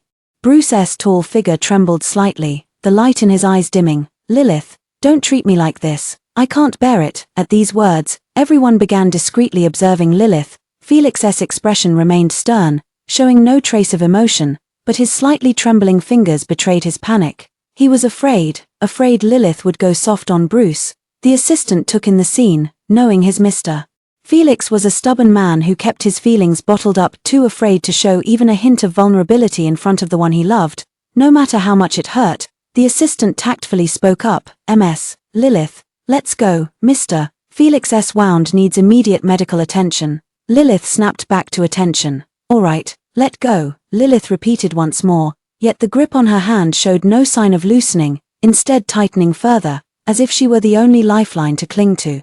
Lilith closed her eyes for a few seconds before opening them again, then without hesitation raised her hand and slapped Bruce across the face. A crisp slap echoed through the private room. The scene left everyone in the room momentarily stunned. "Bruce, keep our matters between us. Dragging others into this only makes me despise you more." Lilith left with Felix after uttering those words, until the sound of the door closing reached him. Bruce's body seemed to slow down. His movements stiff and sluggish as he touched his own face. He let out a self-deprecating laugh, his eyes nearly bloodshot. The word disgusting was like an icy blade, carving into his heart again and again. The pain ran bone deep, nearly bending him double. Bruce staggered a few steps before collapsing backward. Dan reacted swiftly, catching him. Bruce's eyes were terrifyingly bloodshot as he whispered hoarsely. "Lilith said I disgust her. She said I'm disgusting." Under the glow of the lights, Dan clearly saw the glistening moisture tracing down the corner of his eye. Dan's heart jolted violently. Seeing Bruce in this state didn't make him feel any better either, so he quickly changed the subject. "You must have misheard. I'll take you to the hospital first." Dan helped Bruce up and walked him toward the door. On the way to the hospital, Bruce kept calling out Lilith's name, "Lilith," over and over. Like a man trapped in an abyss, desperately calling for the one who could bring him light, Dan let out a helpless sigh. The once high-spirited Bruce would never return.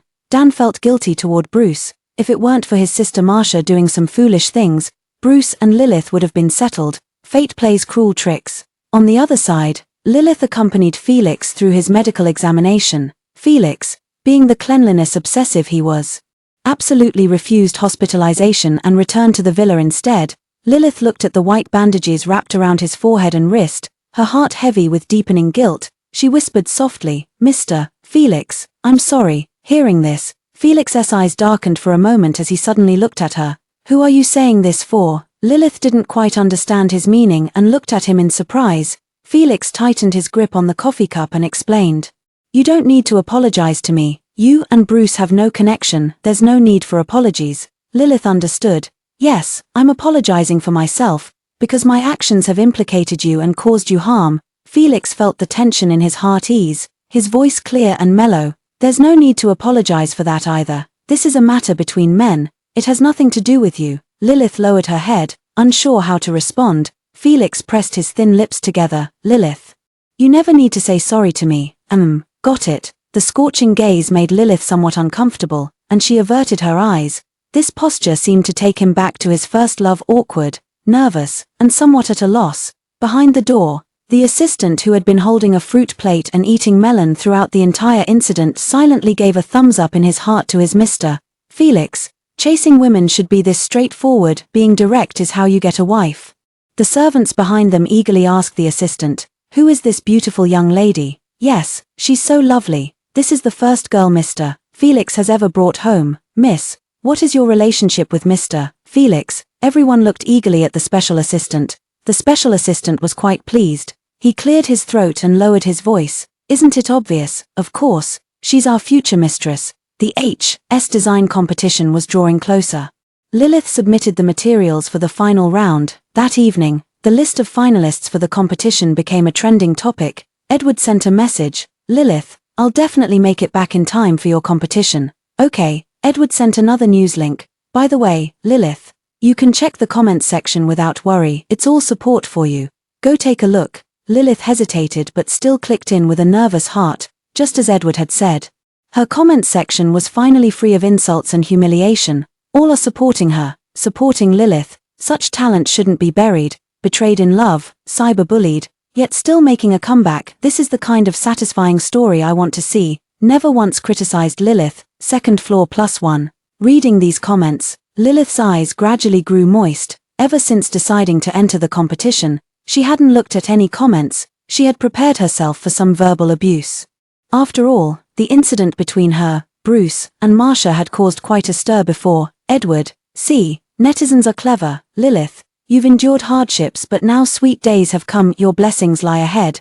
Lilith burst into tears of joy. On the other side, Marcia smashed her phone violently upon seeing the trending topic about Lilith. Bang! A loud noise erupted in the living room. Marcia, her chest heaved violently, the venomous resentment in her eyes unmistakable. Like a coiled serpent. Lilith, when did she come back? What does she want by coming back? Is she trying to take Bruce away again? She had just been picked up from the psychiatric clinic and hadn't even gone to find Bruce yet when Lilith returned. How dare you? Marcia felt jealousy growing wildly like weeds in her heart. Her entire being restless and agitated as she noisily threw things around the living room. The surrounding servants didn't dare to intervene, trembling with fear. Marcia's condition was getting worse. Doesn't look like things are getting better at all. Dan returned to find the living room in complete disarray. For this sister of his, Dan had completely run out of patience. Dan said in a chilling voice, "Marcia, what are you up to now?" Marcia grabbed onto the voice like a lifeline and asked urgently, "Brother, has that bitch Lilith come back?" Dan cast her a cold, piercing glance and warned, "If you can't learn to respect others, you can keep staying at the psychiatric clinic. Marcia, Mom and Dad have made it clear if you pull any more foolish stunts, neither the Cameron family nor we will protect you. You're on your own." With that, Dan stepped around her and walked away without another word, as if looking at Marcia would dirty his eyes. No matter how Marcia shouted behind, there was no turning back. Marcia dug her nails into her palms, breaking several without seeming to notice, her eyes filled with venom. Her body trembled with anger. "Lilith, it's all because of you." A week later, The HS design competition venue was bustling with excitement, packed with a lively crowd. Lilith sat in the competition area, her heart filled with unease. The host's enthusiastic voice rang out. The first prize of this year's design competition goes to Miss Lilith's work, brocade letter. The moment she heard the voice, Lilith smiled brightly. She instinctively looked toward Edward and Felix in the audience. Edward covered his mouth in excitement, his voice ringing out conspicuously. Lilith, your first place. Felix's gaze never left her, watching as she was crowned in glory, his thin lips curling into a faint smile. Lilith stepped onto the stage under everyone's gaze. With her design, brocade letter, displayed on the large screen behind her, a traditional Chinese-style cheongsam, exquisitely designed, showcasing Chinese culture in every detail, a large doll handed the trophy to her. Lilith seemed to hear a congratulations as she lifted the trophy. The noise at the venue was chaotic. Lilith wasn't sure if she'd misheard, perhaps it was just the staff offering their congratulations. She didn't dwell on it. As she held the trophy, her gaze met Felix's in the audience. After receiving the award, there were interviews with major media outlets. After Lilith finished the interview, Felix was gone. Edward mysteriously pulled her aside. Come with me to a place. There's a surprise. You'll know when we get there. Lilith had a faint guess in her heart that Felix was going to confess to her. She had accidentally seen the proposal on Felix's desk earlier. Lilith smiled faintly. Whether it was due to her good mood or not, she thought it was time for her to take that step. Edward walked faster than her, occasionally glancing back while reporting to someone on the other end of his phone. Lilith watched Edward worrying himself sick over her love life, and it was impossible not to feel moved in her heart. Suddenly, a speeding black car came charging straight toward her. Lilith. Lilith seemed to hear a familiar voice. Before she could turn her head, she was shoved aside by a tremendous force. The world spun violently. Accompanied by deafening noises and the screams of people around, Lilith had just regained her senses when she saw the large-headed mascot she had been awarding moments ago, now collapsed in a pool of blood not far away. The mascot's headpiece had fallen off, Bruce's pale face now smeared with blood.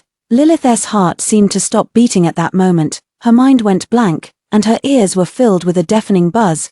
Bruce's gaze also fell upon Lilith, blood continuously gushing out.